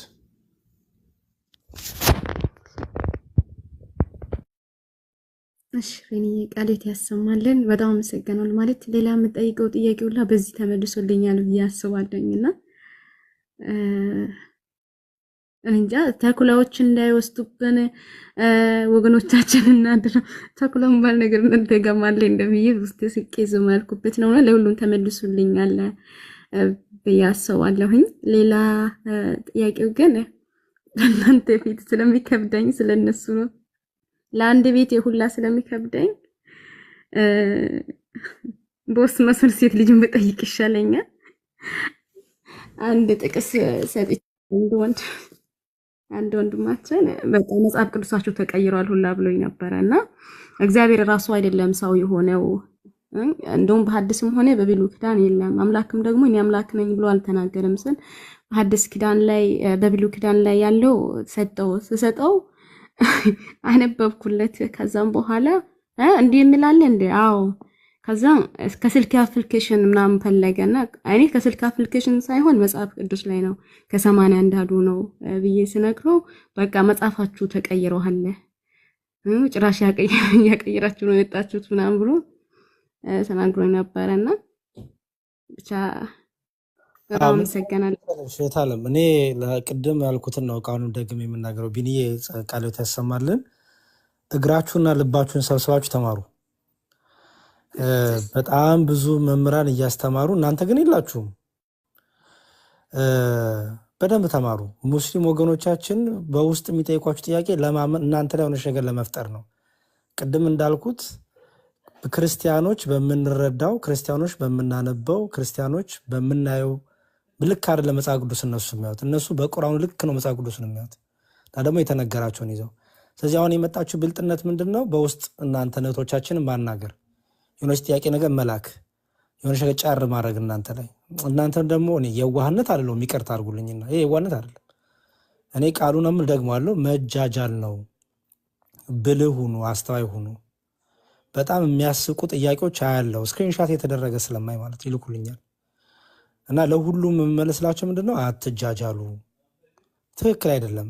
እውነት እነዚህ ወንድሞች የእስልምና ወገኖቻችን ማወቅ ከፈለጉ እኔ አለው ቢኒ አለ ዮሐድ አለ ሌሎችም አሉ። ለምን ለነሱ ያልኩ እንዴት እናጠረጥሩም? እናንተ ደግሜ የምናገረው እንድታስተውሉት ነው። ምክንያቱም በጣም እየረሳችሁ ስለሆነ እንዴት ነው የማታስተውሉት? እንዴ ሲልክላችሁ እኔን አጠይቀኝ መምህራን ጠይቅ በሏቸው እስቲ እና ጊዜያችሁን እባካችሁ ተማሩበት። ቁጭ ብላችሁ ተማሩበት። ስክን ብላችሁ ተማሩበት። በቃ ጻፉ። አሁን ዲያቆን አማን ያስተምራል፣ የሚገርም ትምህርት ያስተምራል። መሀሌ ላይ የሚገርም ትምህርት ሙስሊሞቹ እንደዛ በቃ ሳይገባቸው እንደፈለጉ የሚያወሹበትን መጽሐፍ መሀሌ ዘሰሎሞንን ሙሉን ክፍል አስተማረ። ይሄኔ እዚህ ውስጥ ያልተማረ ሰው ይኖራል። ምን ሲያደርግ እዛም እዚህም ሲዞር ማለት ነው። በኋላ ግን ይመጣና ጥያቄ የፈጠረብኝ ይላል። ሲያስተምሩ የላችሁ። የሚያስተምሩት እኮ እናንተ ጥያቄ እንዳይፈጥርባችሁ መልስ እንድሰጡ ነው። ትምህርቱ ላይ ግን የላችሁ። ስለዚህ እኔ እንትን ሆነ ሰነፎች እየሆናችሁ ነው። በዛ ላይ ደግሞ በጣም ይቅርታ መናገር ስለፈለግ ነው። በቃ የሆነ አቴንሽን ትወዳላችሁ። በቃ የሆነ ሰው የሆነ ነገር ካለ በተለይ ከወንድ ከሆነ በቃ ልባችሁ ምን እንደሆነ አላውቅም፣ ግን አይጠቅማችሁም እህቶቼ። እውነቴን ነው። የዘላለም ህይወታችሁን አትቀልዱ። ቤተክርስቲያን እናንተ ብትወጡ የሚጎልባት ነገር የለም። እናንተ ግን ይጎልባቸዋል። ያሬድ ቢወጣ ቤተክርስቲያን አይጎልባትም። 1000 ያሬዶች አሉት እግዚአብሔር፣ እኔ ግን ይጎልብኛል። ስለዚህ ጠይቁ፣ አስተውሉ፣ በጣም ጠይቁ። በጣም ለምንድን ነው የቀረበኝ? ለምን መምህራኑን ጠይቅ፣ ሂድ ያሬድን ጠይቅ፣ ሂድ ዮሐድን ጠይቅ በሏቸው። ከዚህ በኋላ እና እኛ ቤት ሲከፈት እና ጠይቅ በሏቸው። ከዛ በኋላ ታዩታላችሁ መልሷቸውን። እና እንደዛ አድርጉ እና ተማሩ። መጽሐፍት አሉ። እኔ የእህቶቼ ጠባቂ ነኝ። ቢኒ እንቅልፋት እንደዚህ ቁጭ ያለው እኔ ጋር ሌሊት ነው። ኦልሞስት 8 ሰዓት ከሌሊቱ ሊሆን ነው። ቁጭ ያለው ለምንድን ነው? ፎሎወር ፍለጋ አይደለም፣ ጊፍት ፍለጋም አይደለም። ቁጭ ያለው እናንተን ለመጠበቅ ነው። እናግዝ በሚል ነው። ኦኬ የእህቶቻችን ጠባቂ ወንድሞቻችን ጠባቂ ስለሆነ እንጂ ዝም ብሎ ዘግቶ መሄድ ይችላል። የአሜሪካ ነው የምኖረው ተኝቼ በቃ አሪፍ ለራሴ ጉዳይ መሄድ ይችላል። እና እባካችሁ አስተውሉ። ነገ እናት ናችሁ። ነገ ልጆቻችሁን ታሳድጋላችሁ። ሞኝ እናት አታስፈልግም። ጅላጅል እናት አታስፈልግም። ጅላጅል ሚስት አታስፈልግም። ብልህ የሆነች ሴት ብልህ አስተዋይ የሆነች ሴት ነው መሆን ያለባችሁ። እና ተጠቀሙበት። እድሜያችሁና ጊዜያችሁን የተሰጣችሁንም የተፈጥሮ ጸጋ ተጠቀሙበት። ያለበዚያት ውርደት ነው የሚሆነው ህይወታችሁና እንደዛ አርጉ። ተማሩ። እናግዛችኋለን ደግሞ እኛ እግዚአብሔር ይርዳን።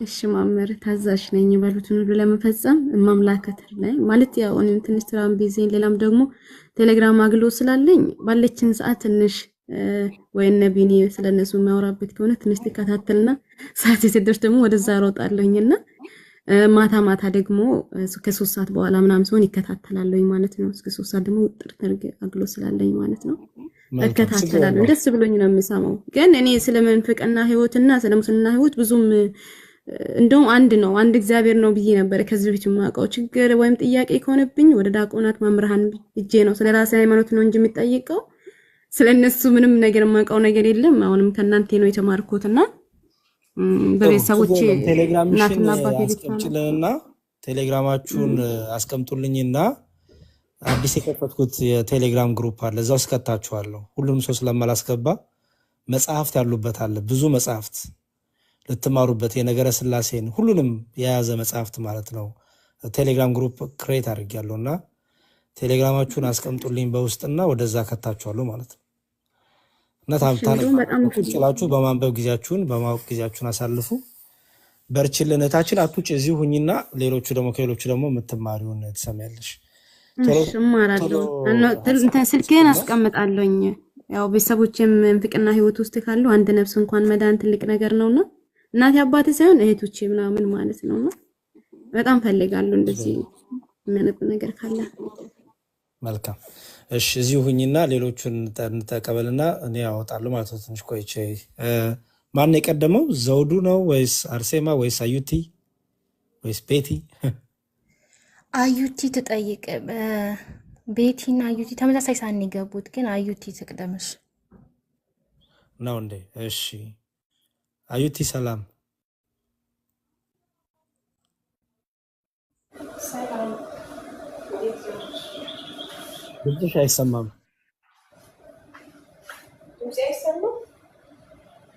የሆነ ድምፅ አለ። አሁን አይሰማም?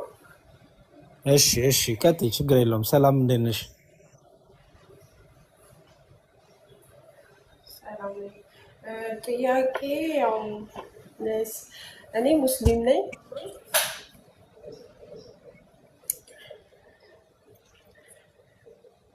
እሺ እየጠበኩ ነው፣ የሰማሁ ነው።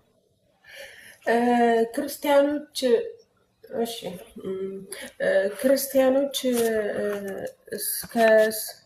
ያስተጋባ ነው።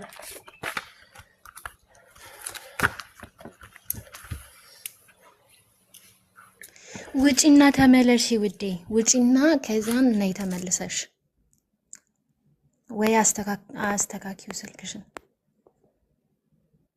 እሺ ቤቲ ቀጥይስ። ከዛ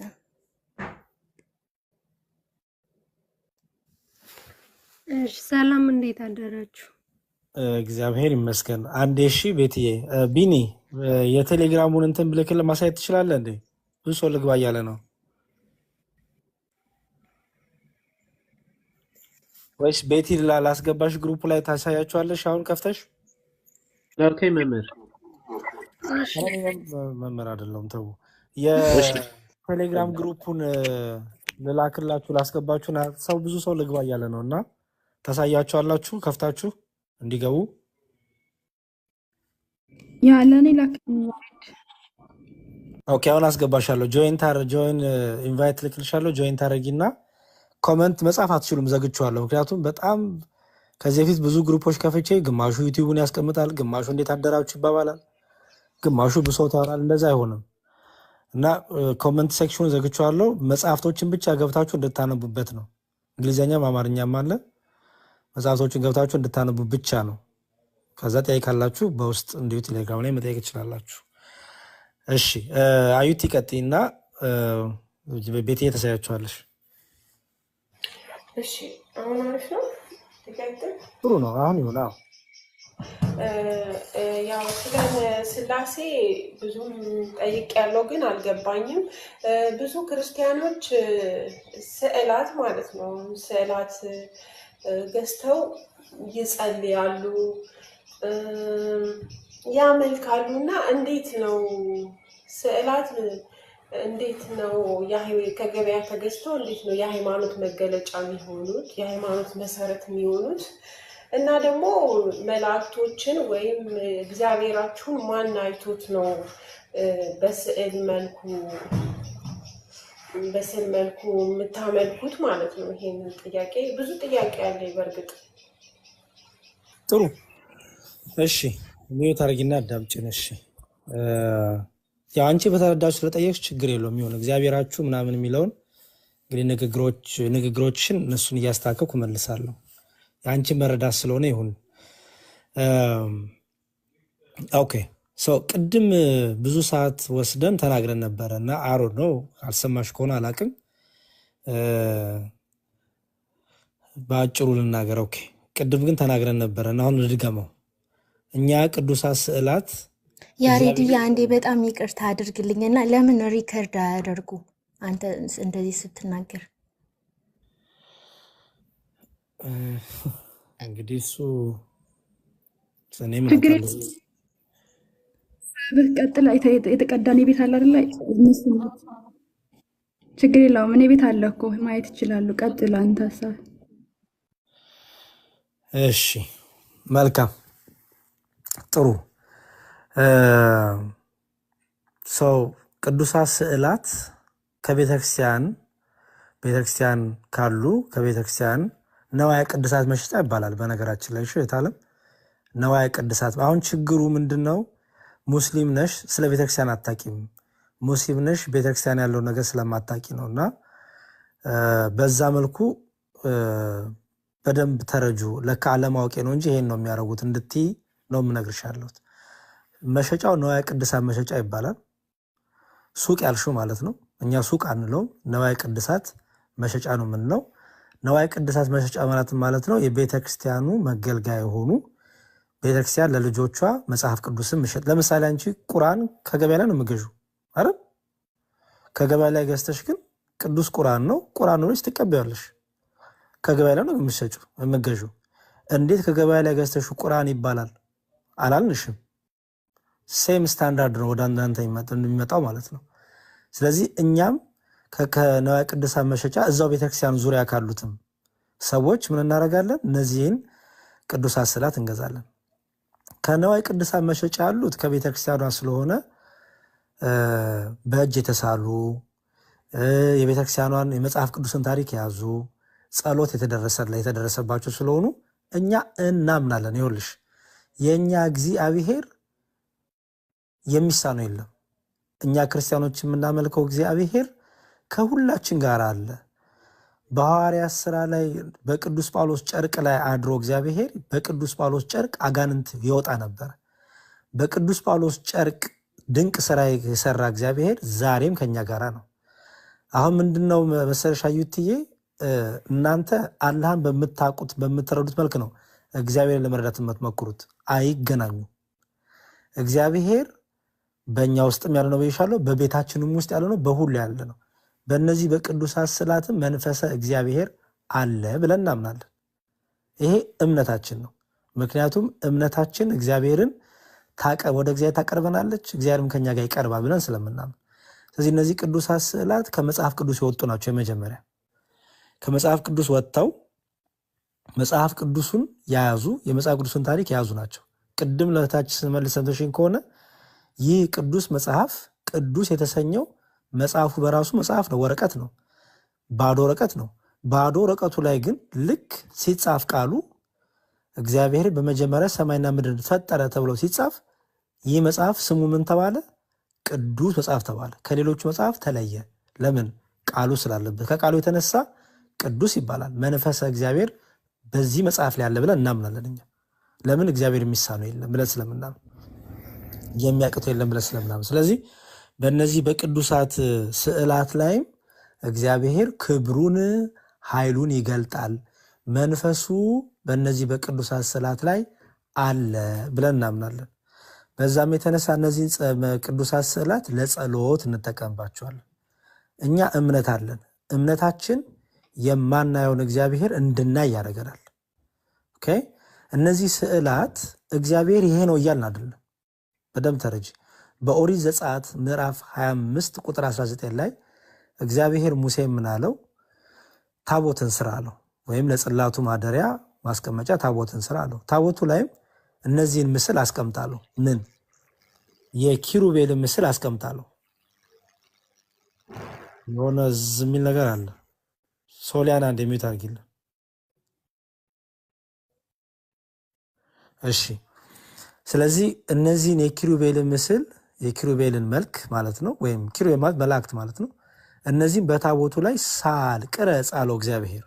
ቅረጽ ማለት ሳል ማለት ነው። ምክንያቱም ከእንጨቱ ላይ ነው ሲቀርጸው የነበረው። ከዛ ምን አለው? ፊታቸውንም አለው ፊታቸውንም እንዲታዩ አድርገው አለው። እንግዲህ ሙሴ ፊት ብሎ የሚረዳው የሰው ፊት ነው አይደለ? ስለዚህ ኪሩቤልን ፊታቸውን ሲያስቀምጥ ልክ የሰው ፊት አድርጎ አስቀምጣቸው ማለት ነው። ለምን? እርሱ የሚረዳው ፊት ያ ስለሆነ ማለት ነው። ለኪሩቤል ፊት የላቸውም፣ ረቂቃን ናቸው፣ መላእክት ናቸው። ግን ሙሴ በሚረዳው መልኩ አስቀመጠው ማለት ነው። እግዚአብሔር አድርጋለው፣ ሙሴ ደግሞ በሚረዳው በሚጋው መልኩ አስቀመጠው። ግን ኪሩቤል ይሄ ነው እያለ ነው አይደለም። እኛም ዛሬ ቅዱስ ገብርኤል፣ ቅዱስ ሚካኤል እያልን በቅዱሳት ስዕላት ስናስቀምጥ ይሄ ነው ሚካኤል እያልን አይደለም፣ አላልንም። ያ ሪፕሬዘንቴሽን ነው የሚሳለው። መጽሐፍ ቅዱስ ላይ ያለውን ታሪክ የያዘ ስለ መልኩ አንጨነቅም እኛ። ምክንያቱም መልኩ ይሄ ነው ብለን አይደለም ምስለው። ክርስቶስ ይሄ ነው አላልንም። ያው ብዙ ጊዜ ከእኛ እምነት ውጭ ያሉ ሰዎች ስለሚያወሹብን ነው። አላልንም፣ እኛ ይሄ ነው አላልንም። ግን ምን እንላለን? በመጽሐፍ ቅዱስ ያለውን ታሪክ የያዘ ነው የቅዱስ ስዕል እንላለን። ይሄ ቅዱስ ሪፕሬዘንቴሽን ነው፣ የዚህን የሚያብራራ ነው እንላለን ማለት ነው። ምሳሌው ነው እንላለን ማለት ነው። እውነተኛ ሳይሆን ምሳሌው። በዚህ ላይ ደግሞ መንፈሰ እግዚአብሔር ያድራል። ስለዚህ ጸሎት ስናደርስ እኛ ደግሞ ክርስቲያኖች ጸሎት እናደርሳለን። ጸሎት ስናደርስ የምሳሌ የእመቤታችን ከሆነ ለእመቤታችን ለድንግል ማርያም የተሰጣት ክብርና ጸጋ አለ። የአምላክን እናት ናት፣ የፈጣሪ እናት ናት ብለን ስለምናምን ለእርሷ አክብሮት እንሰጣለን። እግዚአብሔር ስላከበረሽ እናከብርሻለን ብለን ጸጋ ይባላል። የጸጋ ሰላምታ የአክብሮ ሰላምታ እናቀርብላታለን። እናቴን ሳገኘት እኮ እግሯ ስር ገብቼ እሰማታለሁ። እግሯቸው ስር ገብቼ እኮ እንበረካለሁ። አመለኳት ማለት ነው አይደለም። ፍቅሬን አክብሮቴን እየገለጽኩላት ነው እናቴ። እግዚአብሔር የእናቴን እግር ይዤ በመሳሜ አመለክ ሌሌ ነው እንዴ? እናቴም እንዳላመለኳት እኮ ታውቃለች እኮ። እኔም እያመለኩ እንዳልሆነ አውቀዋለሁ። ግን ምን አድርጌያለሁ? እግሯ ስር ገብቼ ተንበርክኬ እግሯን እየሳምኩኝ ፍቅራችንን እየገለጥ ነው። ስለዚህ ለእመቤታችንም ፍቅራችንን በእምነት እናያታለን። በደንብ አስተውይ። በእምነት እናያታለን። ስዑል ላይ ያለችው ማርያም ናት እያልን አይደለም፣ በእምነት ግን እናያታለን። ክርስቶስንም እንደዛው። ለክርስቶስ ደግሞ አምላኬና ጌታዬ ፈጣሪ እያልኩኝ በስዕሉ ፊት እሰግዳለሁ። ለስዕሉ ባለቤት፣ ስዕሉ ክርስቶስ አላልኩም፣ ለስዕሉ ባለቤት በእምነት ሆኜ አምላኬ ጌታዬ ከኔ ጋር ነው ደግሞ እሰግዳለሁ። ስለዚህ እነዚህ ቅዱሳት ስዕላት ኦርቶዶክስ አይደለም፣ ኢትዮጵያ አይደለም የተጀመረው። ባይዘወይ የ1300 የ1400 እድሜ ያላቸው ስዕሎች በጣም ብዙ አሉ በዓለም ላይ በሙዚየም ውስጥ ቅዱሳት ስዕላት ማለት ነው። የሐዋርያቱን ታሪክ የያዙ እና ሙስሊሞቹ እኛ ኢትዮጵያን የሳልን ነው ይመስላቸው። ይሄ እውቀት ማነስ ነው። ከ1300 1600 ዓመት በላይ ሆናቸው ቅዱሳት ስዕላት አሉ እና በዛ ተረጃዩት። እሺ ማለት ስለ አነጋገሬ ይቅርታ። እሺ ግን ስዕለት አሁን ለሚካኤል ለገብርኤል ምናምን እየተባለ ስዕለት ይሳላል እና እንዴት ነው አይጋጭም? ማለት ብዙ አምልኮት አይሆንም? አይሆንብንም።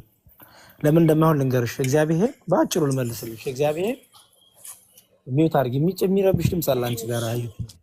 ችግር የለውም። እግዚአብሔር ስለ ድንግል ማርያም ብለህ ተለመነኝ ብዬ ብለምነው ደስ ይለዋል። እግዚአብሔር ስለ ቅዱሳን ብለህ ስለወደድካቸው፣ ስላከበርካቸው፣ ስለመረጥካቸው ስለ ነቢያቱ ብለህ ተለመነኝ ብሎ ይለመነኛል እግዚአብሔር። ስለዚህ ምን እያልኩኝ ነው? ተሳለ ሲባል ምን ማለት ነው? ጠየቀ ማለት ነው። ስለዚህ እኔ ቅዱስ ገብርኤል ጋር ተሳልኩ ስል ምን እያልኩኝ ነው? ቅዱስ ገብርኤል ከአምላክህ ከፈጣሪህ ጸልየህ ጠይቀህ ይህን አሰጠኝ ያልኩኝ ነው ማለት ነው። ስለዚህ ምንም ፈጣሪ አምላክ የሚለመነው አንድ እግዚአብሔር ነው። መላእክት ፍጡራን ናቸው። ድንግል ማርያም ፍጡራን ናት። ቅዱሳን ሁሉ ፍጡራን ናቸው። ስለዚህ የምንለምነው እግዚአብሔርን በወዳጆቹ ባከበራቸው በመረጣቸው ስለ እነሱ ብለህ ጸሎታችንን ስማ እንላለን ማለት ነው። ምክንያቱም መጽሐፍ ቅዱሳችን ስለተመረጡት ብሎ እግዚአብሔር ራሱ ማን ሲባል እኔ የአብርሃም እኔ የይስሐቅ ያዕቆብ አምላክ ነኝ ይላል። እና አብርሃም ይስሐቅ ያዕቆብ የሚባል አምላክ አለ ማለት ነው አይደለም። ግን እኛም ስለምነው ምለን እንለምነዋለን የአብርሃም የይስሐቅ አምላክ ስለና አብርሃም ስላከበርካቸው ስለ ወዳጆች ብለህ ማረን ይቅር በለን እንለዋለን። እግዚአብሔርም በዚህ ይደሰታል። ኦርቶዶክሳዊ ክርስቲያናዊ አረዳዳችን ይሄ ነው። አምላክ ያለን አንድ ነው። ፍጥረት ሁሉ የሚለምነው እሱን ነው። እኔ ለምሳሌ ቢኒዬ በጸሎት አስበኝ ይለዋለሁ። ከዛ ምን ያደርጋል ቢኒ? እግዚአብሔር ሆይ አደራ ማረው ብሎ ይጸልይልኛል። እና ቢኒን በጸሎት አስበኝ ስላልኩት አምላክ ያልኩት ማለት ነው አይደለም። አንቺ ለምሳሌ ሙስሊም ነኝ ብለሻል። ዱዓ አድርግልኝ ስትይ አንድን ሰው አላህ ስለማይሰማሽ ነው አይደለም። ከኔ የተሻለ ብርቱ ነው፣ ከኔ የተሻለ ሰጋጅ ነው ወይ ጸውማኝ ነው ወይ ጸላይ ነው ብለሽ ስለምታስቢን ያንን ሰው ጸልይልኝ የምትይው ለምሳሌ ኡስታዝ ሊሆን ይችላል። በጣም የምታከብሪው በመስጊድ ያለ በጣም የምታከብሪው ሰው ሊሆን ይችላል። ይህ ሰው በቃ ያላ ሰው ነው የምትይው። ምን ትያለሽ መተሽ?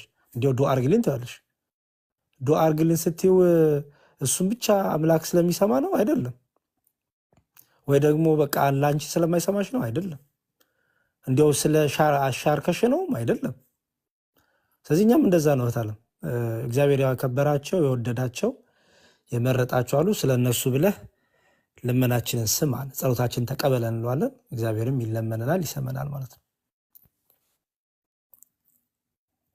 እሺ አመሰግናለሁ። ሌላ ደግሞ ሚስጥር ማለት ነው። አሁን በእናንተ እምነት ሚስጥር አለ እና እንዴት ሃይማኖት እንዴት ሚስጥር ሊሆን ይችላል? መልካም፣ በጣም አሪፍ ጥያቄ አዩት። ብዙ ጊዜ ሙስሊሞቹ ያልተረዱትን ጥያቄ ነው የምጠይቂው እና በጣም ደስ ብሎኛል። አሪፍ ያልተረዱትና አንዳንዶቹ ሆን ብሎ የሚያወሹበት አንዳንዶቹ ብዙሃኑ ግን ያልተረዱት ብዬ ላስቀምጠው። ኦኬ ቅድም ምን አልኩ ሰምተሽ ከሆነ ለአንድ እህታችን ሚስጥረ ቁርባን የሚባል ትምህርት አለ ተማሪ አልኳት። ስለ ቁርባን ግን ትምህርቱን ነገርኳት። ቅድም ምን አልኳት? ቁርባን ማለት ይሄ ነው፣ ቁርባን ማለት ይሄ ነው፣ ይሄ ነው፣ ይሄ ነው እያልኩ ነገርኳት። ተጨማሪ ብዙ ትምህርቶች አሉ። ሰዓት አለመግደል ግን መጽሐፉን ልክልሻለሁ አልኳት። ግን ሳልነገርኳትም እየሰማሽኝ አንቺ ተናግሬያለሁ። ስለዚህ ሚስጥር አይደለም ማለት ነው። ታዲያ ሚስጥር ሲባል ለምንድን ነው ሚስጥር የተባለው ቢባል ላመነው ለተረዳው። ለምሳሌ አንቺ አሁን ሙስሊም ነሽ፣ ከቤተክርስቲያን ርቀሽ ያለሽ አሁን የምትሰሚው ነገር ሁሉ ለአንቺ አዲስ ነው። ለምን? ቤተክርስቲያን ውስጥ አይደለሽ። ቤተክርስቲያን ውስጥ ከሆንሽ በኋላ ግን ለአንቺ አዲስ አይሆንም፣ ለአንቺ ሚስጥር አይሆንም ማለት ነው። ለምሳሌ እኔ ስለ መስጊድ ስላለው ነገር አላውቅም፣ ለእኔ ሚስጥር ሆኖብኛል። ለምን? ቀርቤ ወይ ሙስሊም ሆኜ ወይ ሻሃዳ ይዤ ወይ እንዲህ አድርጌ እስልምና የሚለውን ነገር እስልምና ያለውን ስርዓቱን ሌሎች ነገሮች ግን ልክ ያን ነገር ሳረግስ የዛ አካል ሰሆንስ ምንም ሚስጥር የለም ማለት ነው። ስለዚህ እኛ ሚስጥረ ስላሴ ስንል ሚስጥር ስንማለታችን ነው የተደበቀ የማይነገር ማለት እኮ አይደለም። በጣም የሚገርምሽ ነገር አዩቲ፣ ለምሳሌ ሚስጥረ ስላሴ ብሎ እኮ መጽሐፍ አለ። አንቺ ሄደሽ ልገዡ ምቹ ማለት ነው። ሄደሽ ገዝተሽ የምታነቢ ማለት ነው። ርዕሱ ግን ይላል ሚስጥረ ስላሴ ይላል። ግን ገበያ ላይ ይሸጣል መጽሐፉ። ስብከት አለ ዛሬ የምንማረው ሚስጥረ ስላሴ ተብሎ በሞንታርቦ ዓለም ሰው ሁሉ እየሰማ ይሰበካል። ያመነውም ያላመነውም እየሰማ ማለት ነው። የተደበቀ ለማለት አይደለም፣ ወይም የማይነገር ማለት አይደለም።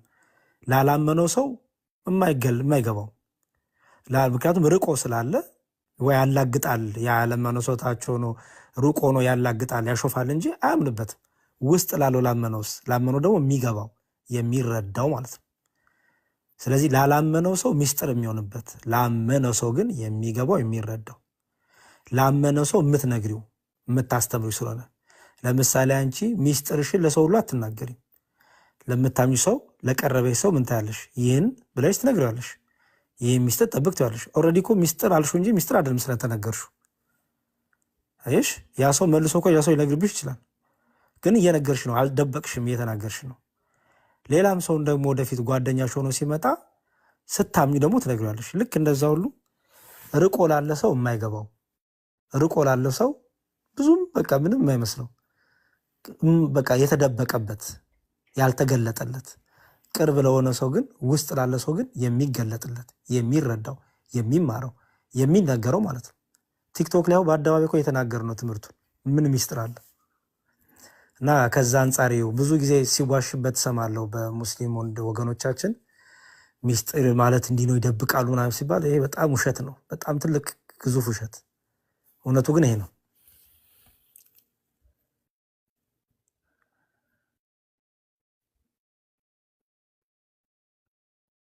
አዩት ያለሽ ወይ ብቻዬን ቀረው?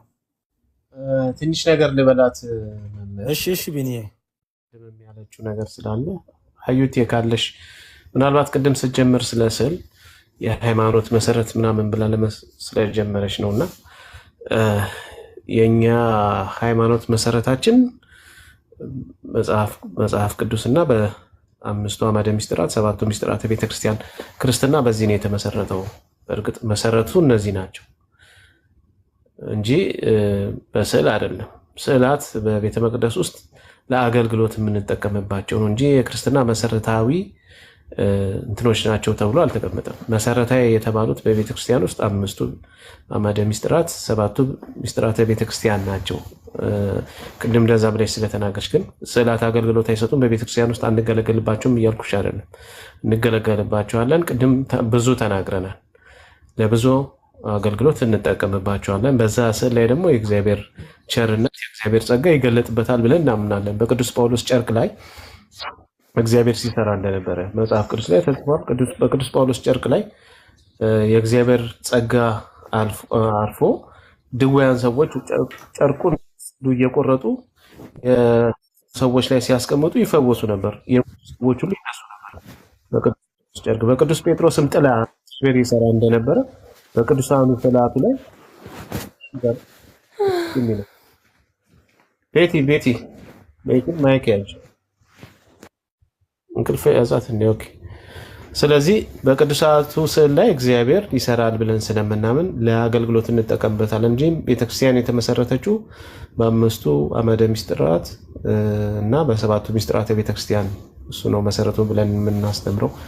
ሌላው ተመሳሳይ በዛው እንድታስቢው ስዕላት ታመልካችኋላችሁ ምናምን ላልሽ እሱ ትክክል አይደለም። ግን ተመሳሳይ ሀሳብ ስላለ እናንተ ጋር ምናልባት ወደ ጥቁሩ ድንጋይ ሄዳችሁ ትሰግዳላችሁ ትስማላችሁ ምናምን ስግደቱ እንኳን እሺ አናረግም ስለምትሉ ትስማላችሁ ብዙ ተስፋ ምናምን አለውና እሱ አምልኮ መልክ አለ ወይ ይመለካል የሚለውን በዛው ሐሳብ እንድትይጂ ለማለት ነው የገባሁት።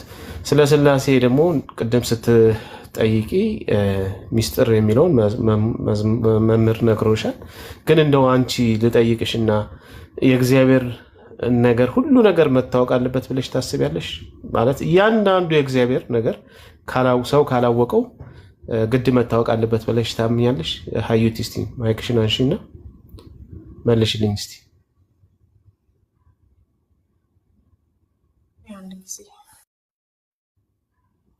እሺ እሷ እስክትመልስ አንድ ጊዜ አለች ቢኒ። እሷ እስክትመልስ ድረስ ቤቲ ልኬልሻለሁ፣ ግሩፑን አሳያቸው። እኔ ለወጣ ስለሆነ ሰዓትም ሄደብኝ። እሺ መምህር ቃል ያሰማልን። በጣም ይቅርታ ረጅም ሰዓት እሱ አወራሁ እኔ። ችግር የለውም የያዝኩት ነጥብ ስላለ ነው እንጂ ሁሉም ተመልሷል። ያው መሰረታዊ ነገር ስላለች ያን ነገር ትንሽ ለማስተካከል እና ያው የእግዚአብሔርን ነገርም ደግሞ እያንዳንዱ ነገር ሁሉ ሰው በግዴታ ካላወቀው የሚባል ነገር የለም። ምናጠናው ወይም ምንድነው የምንማረው የእግዚአብሔርን ማንነት ስለሆነ የእግዚአብሔርን ማንነት እስካወቅነው ድረስ ብቻ ነው የምናውቀው እንጂ ከዛ በላይ ማወቅ አለብን ብለን እኛም አናምንም። እና ተመሳሳይ ሀሳብ ስላለ ነው። ምናልባት እዚህ የሚሰሙ ሰዎች እስልምና ጋር የሌለ ክርስትና ጋር ያለ ብቻ። እሺ እና ሚስጥር የሆነው ማለት ለክርስቲያኖች ሳይሆን ለሌላ እምነት ተከታዮች ነው ሚስጥር የሚባለው ማለት ነው። ያልሽ ሀይቲ እየጠየኩሽ ነበር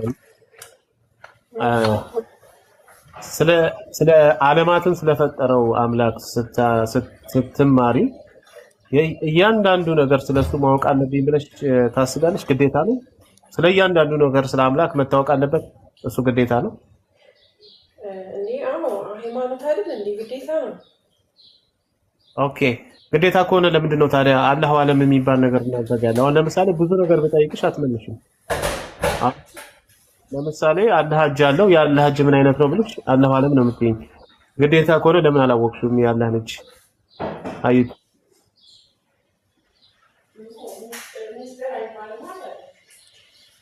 ምን ይባላል? እኔ አሁን እናንተ ነው ልጠይቅ የመጣሁት። ገባኝ። አይ እኔ እንዲገባሽ ብዬ ነው። ወደ እናንተ ሃይማኖት ለመግባት ፈልጌ ሳይሆን እንዲገባሽ ብዬ ነው። ምናልባት እንደዚህ አይነት ብዙ ነገሮች አሉ አላሁ አለም የሚባሉ ወይም አላህ ብቻ ነው የሚያውቃቸው ነው። በቃ ሌላ ማይክሽን ያዝልኛል እንዴ? አይ ያ ስለዚህ በጣም ብዙ ነገር ብጠይቅሽ አላሁ አለም ብለሽ የምታልፊው ነገር አለ። ሁሉን ነገር እናውቃለን ብላችሁ አትሉም። እናንተም ደግሞ ግዴታም አይደለም። የሚጠናው ወይም የምንማረው ስለ እግዚአብሔር ስለሆነ እግዚአብሔርን መርምሮ የሚደርስ አይምሮ ስለሌለ፣ ስለዚህ እኛ የምናውቀውን ያህል እናውቃለን፣ ከዛ በላይ ሚስጥሩ ለእግዚአብሔር ነው ብለን እንዘጋዋለን ማለት ነው። ገብቶሻል? ማወቅ የሚገባንን ያህል ብቻ ነው። አምላክን በዚህ ጭንቅላታችን መርምረን ይሄ ነው ብለን ልንገልጸው አንችልም። ከገለጽነው አምላክ መሆኑ ይቀራል። በእኔ አይምሮ ተመርምሮ የሚታወቅ አምላክ ሊሆን ስለማይችል፣ ስለዚህ አንዳንዴ ጥያቄ ስትጠይቁ ሚስጥር የሚባለው ምንድን ነው፣ እኛ ጋስ ምን አለ የሚለውን ብታስቡበት መልካም ነው። አላሁ አለም ማለት ሚስጥር ማለት ነው፣ ሌላ ምንም አይደለም። አላህ ብቻ ነው የሚያውቀው። ስለዚህ እኛም ሚስጥሩ ለእግዚአብሔር ነው፣ እግዚአብሔር ነው የሚያውቀው ብለን በዛ መልክ ነው እንትን የምንለው። የሚገለጠው ድረስ እንገልጠዋለን፣ እግዚአብሔር ራሱን እስከገለጠበት ድረስ እንገልጣለን። ከዛ በላይ ያለውን ሚስጥሩ ለእግዚአብሔር ነው። ለምሳሌ በቁርባን ላይ የሚደረገውን ያህል ድረስ እናደርጋለን፣ እናምናለን። ህብስቱ እውነተኛ የክርስቶስ ስጋ እንደሚሆን፣ ወይኑ እውነተኛ የክርስቶስ ደም እንደሚሆን እናምናለን። እንዴት ቢሉን ግን እንደዚህ ብለን ማሳየት አንችልም። እሱ ራሱ እግዚአብሔር የሚሰራ ነው። ሚስጥራት የተባለው ለዛ ነው፣ እግዚአብሔር የሚሰራው ነው ስራ ስለሆነ ማለት ነው።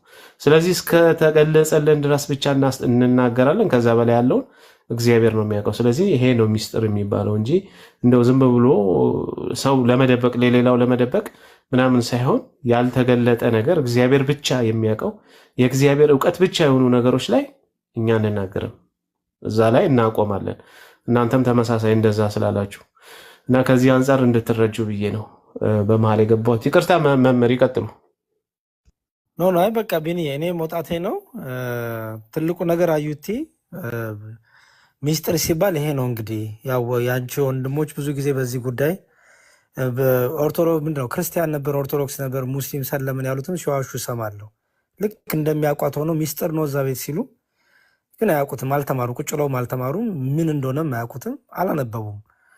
እነሱ ግን የሚስጥር ጓደኛ ያላቸው እነሱ ጋር ግን ነገር ሲባል ይሄማ ሚስጥር ነው ይላሉና ስለዚህ አንደኛው እንግዲህ ስትረጁ ስታቂው ይኸው ሚስጥር ብሎ ነገር የለም። እዚሁ እየተማርን ስለሆነ ብዬሻለሁ። ቲክቶክ ላይም እየተማርን ነው። 5 አዕማደ ሚስጥራት ብለን ቤታችንን ከፍተን እያስተማርን ነው። ማን እየሰማን? ያመነውም ያላመነውም ኤቲስቱም ፓጋኑም ሁሉም እየሰማን ማለት ነው። ስለዚህ ሚስጥር የለም። ግንስ ሊገለጥለት ሊረዳው የሚችለው ያመነ እሺ ብሎ የተቀበለ ስለሆነ ማለት ነው። አንድ ቢኒ ደግሞ እንዳለው ደግሞ ሚስጥራት ደግሞ ምንፈጽማለን። በሚታየው የማይታየውን ጸጋ እናገኛለን። ለምን እምነት ሚስጥር ነው፣ ረቂቅ ነው። እንዴት አየዋለሁ እምነትሽን? እምነትሽን እኮ አላየውም፣ ረቂቅ በጣም ሚስጥር ነው። በቃ ሚስጥር ማለት ነው እንዲህ ነው ብለሽ ልትነግሪው የማትችው ግን ደግሞ ረቂቅ የሆነ ከአምላክ ያለሽ ግንኙነት የሚፈጸምበት ነው። በሚታየው የማይታየውን ጸጋ እናገኛለን። የሚታየው ይሄ ነው። የማይታየው ግን አሁን ጸጋ እግዚአብሔር ሲበዛልን የእግዚአብሔር በረከት ሲበዛልን እኮ አይታይም አይደለ? በቃ እግዚአብሔር ሲባርከን በሚታይም በማይታይም በረከት ይባርከናል። የማይታየው ሚስጢር ይባላል ማለት ነው። ግንስ እኛ ደግሞ ኤክስፔሪንስ እናደርገዋለን እና ከዛ አንጻር ነው እንጂ እንደሚዋሸው ውሸት አይደለም። ለወጣ ስለሆነ ይቅርታ። ከነቢኒ ጋር ቀጥ ቤትያ እንዲያሳያቸውና ቴሌግራም ግሩፑን አግኝተሻል ቤቴ?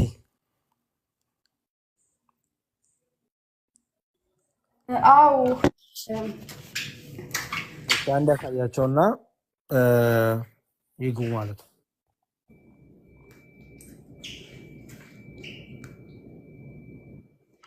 ሌላ በአዲስ ቴሌግራም ግሩፕ ነው። ስለዚህ አትጻፉ። አዲስ ቴሌግራም ግሩፕ ነው። ዘግቼዋለሁ ኮመንቱን። ምክንያቱም እንዳልኩት ሌላ ነገር እየጻፋችሁ ስላስቸገራችሁኝ ዘግቼዋለሁ። አዲስ ነው። ኦኬ እዩትና ወርድ ኦፍ ጋድም አይደለም፣ ወርድ ኦፍ ጋድ አይደለም፣ አዲስ ነው ብያችኋለሁ። ከረ ስሙኝ እዩት። ኦርቶዶክስ ተዋህዶ እንወቅ ይላል። ኦርቶዶክስ ተዋህዶን እንወቅ ይላል የግሩፑ ስም። እሺ መጽሐፍቶቹ እንዴት አልወጡልሽም ቤቲ? እሺ ኦርቶዶክስ ተዋህዶ እንወቅ ይላል የግሩፑ ስም። ተመለሽ አሳያቸው እንትኑን የግሩፑን ስም ኦርቶዶክስ ተዋህዶ እንወቅ ይላል። ስክሪንሾት ውሰዱ። ኦርቶዶክስ ተዋህዶ እንወቅ እና እንትኑን አሳያቸው ፒክቸሩን ቤቲ እንዲለዩት። ፒክቸሩ ይሄ ነው። ፒክቸሩ ይሄ ነው። ኦርቶዶክስ ተዋህዶ እንወቅ ይላል እና በዚህ ፒክቸር ብዙ ሊኖር ስለሚችል ማለት ነው።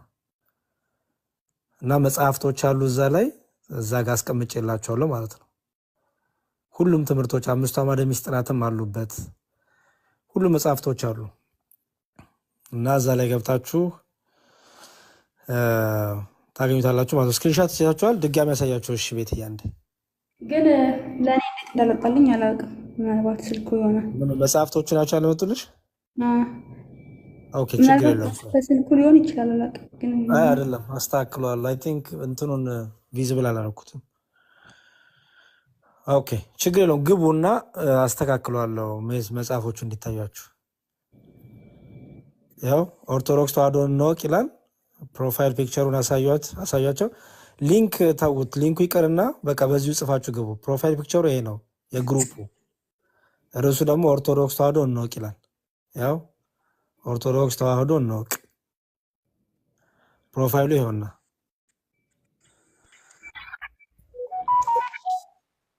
እሺ እግዚአብሔር ይስጥልኝ ሁላችሁንም። በየዕለቱ እንትን እያለን እያስታወቅን እንቀጥላለን። ቢንዬ እንግዲህ መጨረሻ ሀሳብ ካለ ልስማና ሉጣኔ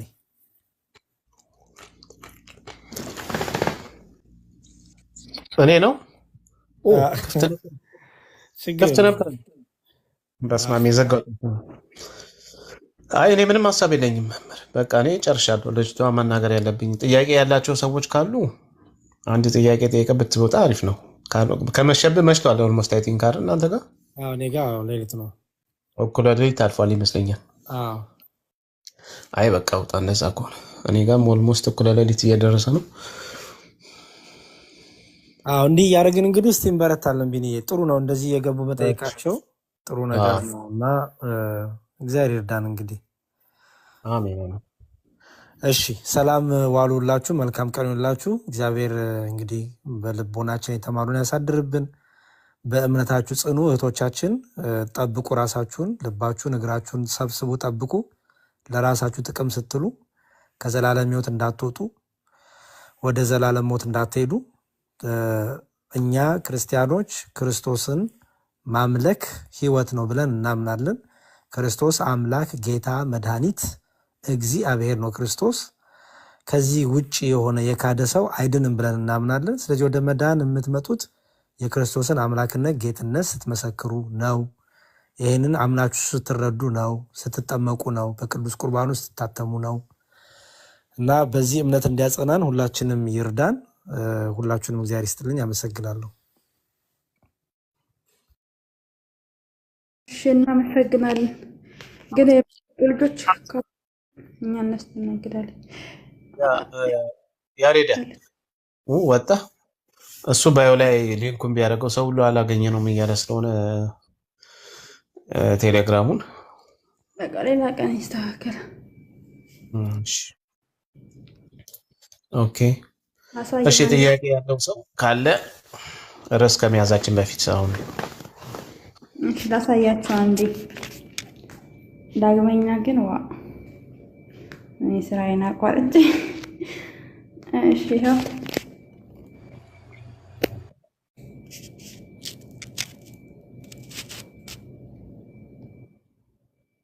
እስቲ ሊንክ የለውም እንዴ ቤት? እስቲ ወርታች የለም እስቲ ምንድን ነው የሚለው? ወደዛ ኖቲፊኬሽን ብቻ ነው የሚለው። ኦኬ እስቲ ምንድነው ቻት ግሩፕ እና ቻናል እኮ ሲሆን ይለያያል። ቢኒ 3 ነጥብ ንኪያት እስቲ ከላይ ያለች 3 ነጥብ ንኪያት እዛ ጠግላለችው እሱ ጋር ምንድነው? ኦኬ የለውም። ኦኬ እሺ ውጪ ወደ ኋላ ተመለስ። ኮሜንት ምናምን መጻፍ ይቻላል? አሳይን እስኪ ቤት። አይቻልም ብሏል። ወደ ኋላ እንዴ ተመለሽ። ሊኖረው ይገባ ነበር እንደዛ ከሆነ ሊንኩን ደብቆታል። እሱ ጋር 3 ነጥብ ካለ ንኪና እሱ ጋር ከመጣ ድንገት አረ የለም። እኔ እኮ ሊንክ ማስቀመጫ ቦታ አውቃለሁ። የራሴ ግሩፕ ላይ አሁን ለምሳሌ እዚህ ግሩፕ ላይ አሉ። ይሄን አሁን እኔ የአማን ትምህርቶች አሁን እዚህ ጋር ሊንክ ስፈልግ እዚህ ውስጥ ነው የምትገባው። ከዛ ይቹት እናት ያይሃት ሊንኩ ይችላል። ኦኬ እሺ በቃ የአማን ትምህርት የምትፈልጉ ከፈለጋችሁ እዚህ ውስጥ አለ። ያው እዚህ ጋር አለ የአማን ትምህርቶች እንትን ምንድነው የሚባለው መኃልየ ሰለሞን ያብራራበት እና ስም እየሰጠሽ ነው ያስቀመጥሽው። የሐዋርያት ሥራ በሰሞን ግን ትንሽ ቢዚ ስለነበርኩኝ እንትን አላልኩም። የተወሰነ ያለፉ ነገሮች አሉ ብቻ አዳምጡት። ያው ከፈለጋችሁ እዚህ ገብታችሁ እሺ ቤቲ አንተማ አለህ እኮ ክርስቲያናዊ መልሶቻችን የሚለው ውስጥ ገብታችሁ ማለት ነው። እሺ ኦኬ ጥያቄ ያለው ሰው አለ? ጥያቄ አለኝ። እሺ ቤቲ እሺ ቀጥይ። እሺ ጥያቄ ቤተክርስቲያን ክርስቶስ የመሰረታት በደሙ ማለት ምን ማለት ነው? ከዛ በፊት አልነበረም ወይስ ምንድነው? ቤተክርስቲያን የተመሰረተችው በክርስቶስ ደም ነው። ከዛ በፊት ቤተክርስቲያን አልነበረችም። ቤተክርስቲያን የተመሰረተችው በክርስቶስ ደም ነው። አስቀድሞ ግን ያው የቤተ መቅደስ ነበረ። ያው ክርስትና የሚለው ከሚለው አንጻር ነው እንጂ አስቀድሞ ቤተ መቅደስ ነበረ፣ እግዚአብሔር የሚገለገልበት የመስዋዕት ስርየት የሚደረግበት እነ ሰለሞን የሰሩት። አስቀድሞ ደግሞ እነ ሙሴ ከዛ በኋላ የመጡት ደግሞ የመቃኞ ድንኳን አድርገው በዛ ውስጥ እግዚአብሔርን ያገለግሉ ነበር። ቤተ መቅደስ ወይም ምኩራብም ይሉታል፣ ያገለግሉ ነበር። በኋላ ግን ቤተክርስቲያን አማናዊቷ ቤተክርስቲያን በክርስቶስ ደም ነው የተመሰረተችው።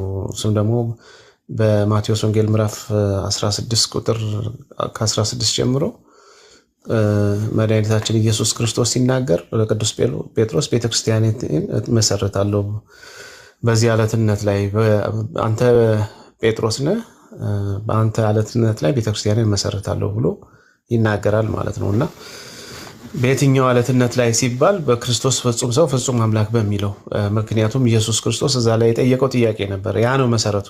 ቤተክርስቲያን የተመሰረተችው የእግዚአብሔር ልጅ ኢየሱስ ክርስቶስ በሱ አለትነት ላይ እሱ ደግሞ ፍጹም ሰው ፍጹም አምላክ ሆኖ ነው የተገለጠውና ኢየሱስ ክርስቶስ ጠይቋቸው ነበር ሐዋርያትን ማለት ነውና ሰዎች የሰውን ልጅ ማን ይሉታል ብሎ ጠየቃቸውና እነሱ ምን ብለው መለሱ? ግማሹ ኤልያስ ይለዋል፣ ግማሹ ሙሴ ይለዋል፣ ግማሹ ከነቢያት አንዱ ይለዋል እያሉ ከውጭ ያሉ ሰዎች የራሳቸውን ሐሳብ ምን ብለው ስለ ክርስቶስ እንደሚናገሩ ከጠየቀ በኋላ እሱ ራሱ ግን ሲናገር እዛ ቦታ ላይ ማቴዎስ ወንጌል ላይ ኢየሱስ ክርስቶስ ሰዎች የሰውን ልጅ ማን ይሉታል ብሎ እሱ ሰው የሰው ልጅ መሆኑን አበክሮ ነው የተናገረውና ቅዱስ ጴጥሮስ ተነስቶ ምን ብሎ መለሰለት? አንተ የሕያው የእግዚአብሔር ልጅ ነህ ብሎ መለሰለት። ይሄን ስጋና ደም አልገለጠልም በሰማይ ያለው አባቴ ነው እንጂ ብሎ አንተ ጴጥሮስ ነህ፣ በዚህ አለትነት ላይ ቤተክርስቲያንን እመሰርታለሁ ብሎ ተናገረ። ስለዚህ በገዛ ደሙ የዋጃትን የእግዚአብሔር ቤተክርስቲያን ብሎ በሐዋርያት ሥራ ምዕራፍ 20 ቁጥር 28 ላይ ተቀምጧል ማለት ነው። ስለዚህ ቤተክርስቲያን የተመሰረተችው በክርስቶስ ሞት ወይም በሱ ደም ላይ ነው የተመሰረተችው ማለት ነው። እና የመንፈስ ቅዱስ ስጦታም የተቀበልነው ክርስቶስ ሞቶ ከተነሳ በኋላ ነው ማለት ነው። ከዛ በፊት መንፈስ ቅዱስም አልወረደም። በእርግጥ አማኞች ነበሩ፣ ሐዋርያት የሚከተሉት ነበር። ግን ቤተክርስቲያን የሚለው መሰረትነት የተመሰረተችው ሐዋርያት ሥራ ላይ ሄዳችሁ ስታዩ በክርስቶስ ደም እንደሆነ ይናገራል። በዛ መሰረት ላይ ነው። ክርስቶስ ካልሞተ ምንድነው ታዲያ እምነታችን? ምን ብለን እንሰብካለን? ቤተክርስቲያን ዋና ትምህርቷ ስብከቷ ክርስቶስ ስለኛ ብሎ ስለ ኃጢአት ብሎ መጣ፣ ሞተ፣ ተወለደ፣ ከሰማይ ወረደ፣ ተወለደ፣ ከዛ በኋላ ስለኛ ብሎ ተሰቃየ፣ በዕለተ ዓርብ ተሰቀለ፣ ከዛ ሞትን ድል አድርጎ ተነሳ የሚለው አይደለ መሰረታዊ ትምህርቷ። ስለዚህ ክርስቶስ ካልሞተ እንዴት ቤተክርስቲያን ትመሰረታለች? በዚህ መሰረት ላይ ስለሆነ ማለት ነው።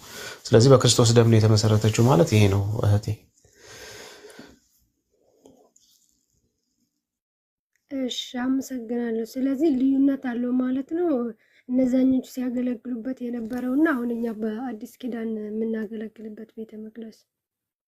አዎ በጣም ልዩነት አለው። ምሳሌው ነው እሱ ሊመጣ ላለው ለአማናዊው ምሳሌ ለክርስቶስ የበጉ ምሳሌም አማናዊ ለሆነው ለክርስቶስ ሊመጣ ላለው ለእሱ ምሳሌ ሆኖ ሲያገለግል የነበረ ነው። ኃጢአት ስርየት ሲያደርጉበት የነበረው ስለ ሰዎች ሁሉ ሊቀ ካህኑ በዓመት የበጎችን ወይም የፍየሎችን ደም እያፈሰሰ የኃጢአት ስርየት ያደርግበት የነበረው እሱ ሊመጣ ላለው ለአማናዊው ለክርስቶስ ለእውነተኛው ማለት ነው። ለእሱ ምሳሌ ሆኖ ሲያገለግል ነበር። በኋላ ሲመጣ በክርስቶስ ተተክቷል። አንድ ጊዜ ደሙን ስላፈሰሰ ዕለት ዕለት የጥጃዎች የዋነሶች የፍየሎች ደም መፍሰስ አያስፈልግም። አንድ ጊዜ በመስቀል ላይ ክርስቶስ ደሙን ስላፈሰሰ ለዘላለም ስለሆነ እሱ ደግሞ ዘላለማዊ ስለሆነ ለዘላለም የሚፈስ አንድ ደም አለን ማለት ነው። ስለዚህ አያስፈልግም። ቤተ መቅደሱም ልትመጣ ላለች ልትመሰረተች ላለች ለቤተክርስቲያን ምሳሌ ሆኖ ሲያገለግል ነበር። የኃጢአት ስርየት በዛ ውስጥ ይደረግበት ነበር። የመስዋዕቱ ስርዓት ይደረግበት ነበረ። ቁርባኑም ምኑም በዛ ይደረግ ነበርና እውነተኛው አማናዊው ነገር ሊመጣ ላለው ጥላ ሆኖ ሲያገለግል ነበር። ግን አማናዊ እውነተኛው ግን በአዲስ ኪዳን ቤተክርስቲያንም በአዲስ ኪዳን በክርስቶስ ደም ተመስርታለች። የመስዋዕቱ ስርዓቱም በክርስቶስ አማናዊ በሆነው በክርስቶስ ተተክቷል ማለት ነው። ግን አገልግሎት ይሰጥ ነበር ምሳሌ ሆኖ። ግን አማናዊ እውነተኛው ትክክለኛው ግን በኋላ ዘግይቶ ለመጣው ለሱ ምሳሌ ሆኖ ሲያገለግል ነበር ማለት ነው። እሺ ወንድሜ አመሰግናለሁ። መልሰልኛል። ስርዓቱ ግን ይለያያል እያልኩሽ አይደለም። ስርዓቱ አንድ ነው። ስርዓቱ ከዛ የመጣ ነው። ብቻ በአማናዊ በእውነተኛው በክርስቶስ የእግዚአብሔር በግ በተባለው በክርስቶስ ተተክቷል የመስዋዕቱ ስርዓት። አስቀድሞ የነበረው ግን ዕለት ዕለትና በዓመት ይፈስ ነበር። እሱም ደግሞ ጊዜያዊ ኃጢአት ስርየት ነው የሚሰጠው እንጂ ዘላለማዊ ኃጢአት ስርየት አይሰጥም ነበር። በኋላ ክርስቶስ ሲመጣ ግን ዘላለማዊ ኃጢአት ስርየት ነው የሚሰጠን የክርስቶስ ስጋና ደም ማለት ነው።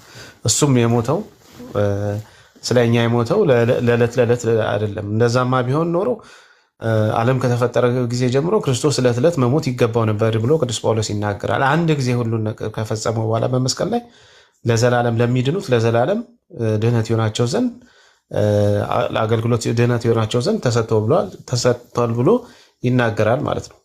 ስለዚህ አስቀድሞ የነበረው ዕለት ዕለት የሚፈስ ነው። በዓመት አንዴ ደግሞ እንትኑ የሚያፈስ ነው። አሁን ግን በአዲስ ኪዳን አገልግሎቱ አንድ ቢሆንም በአዲስ ኪዳን ግን ዘላለማዊ ነው ማለት ነው። የክርስቶስ የብሉይ ኪዳን ሊቀ ካህናት ሞት የሚይዛቸው ኃጢአት የሚይዛቸው ነው። የአዲስ ኪዳን ሊቀ ካህን የተባለው ኢየሱስ ክርስቶስ ግን ሞት የሚያዘው ኃጢአት የሌለበት ንጹህ በግ ነው ማለት ነው። ስለዚህ በዚህ እንትን ይላል እንጂ አገልግሎቱ አንድ ነው። የቤተ መቅደሱም አገልግሎት አንድ ነው። አስቀድሞ ቤተ መቅደስ ውስጥ የነበረ አገልግሎት አሁንም በቤተ ክርስቲያን ውስጥ ያለው አገልግሎት ተመሳሳይ ነው። ከመስዋዕቱ ስርዓት በስተቀር ማለት ነው። በክርስቶስ ደም እና ስጋ ከመተካቱ በስተቀር ተመሳሳይ አገልግሎት አለ። እሺ ወንድሜ ቴንኪው አመሰግናለሁ። እሺ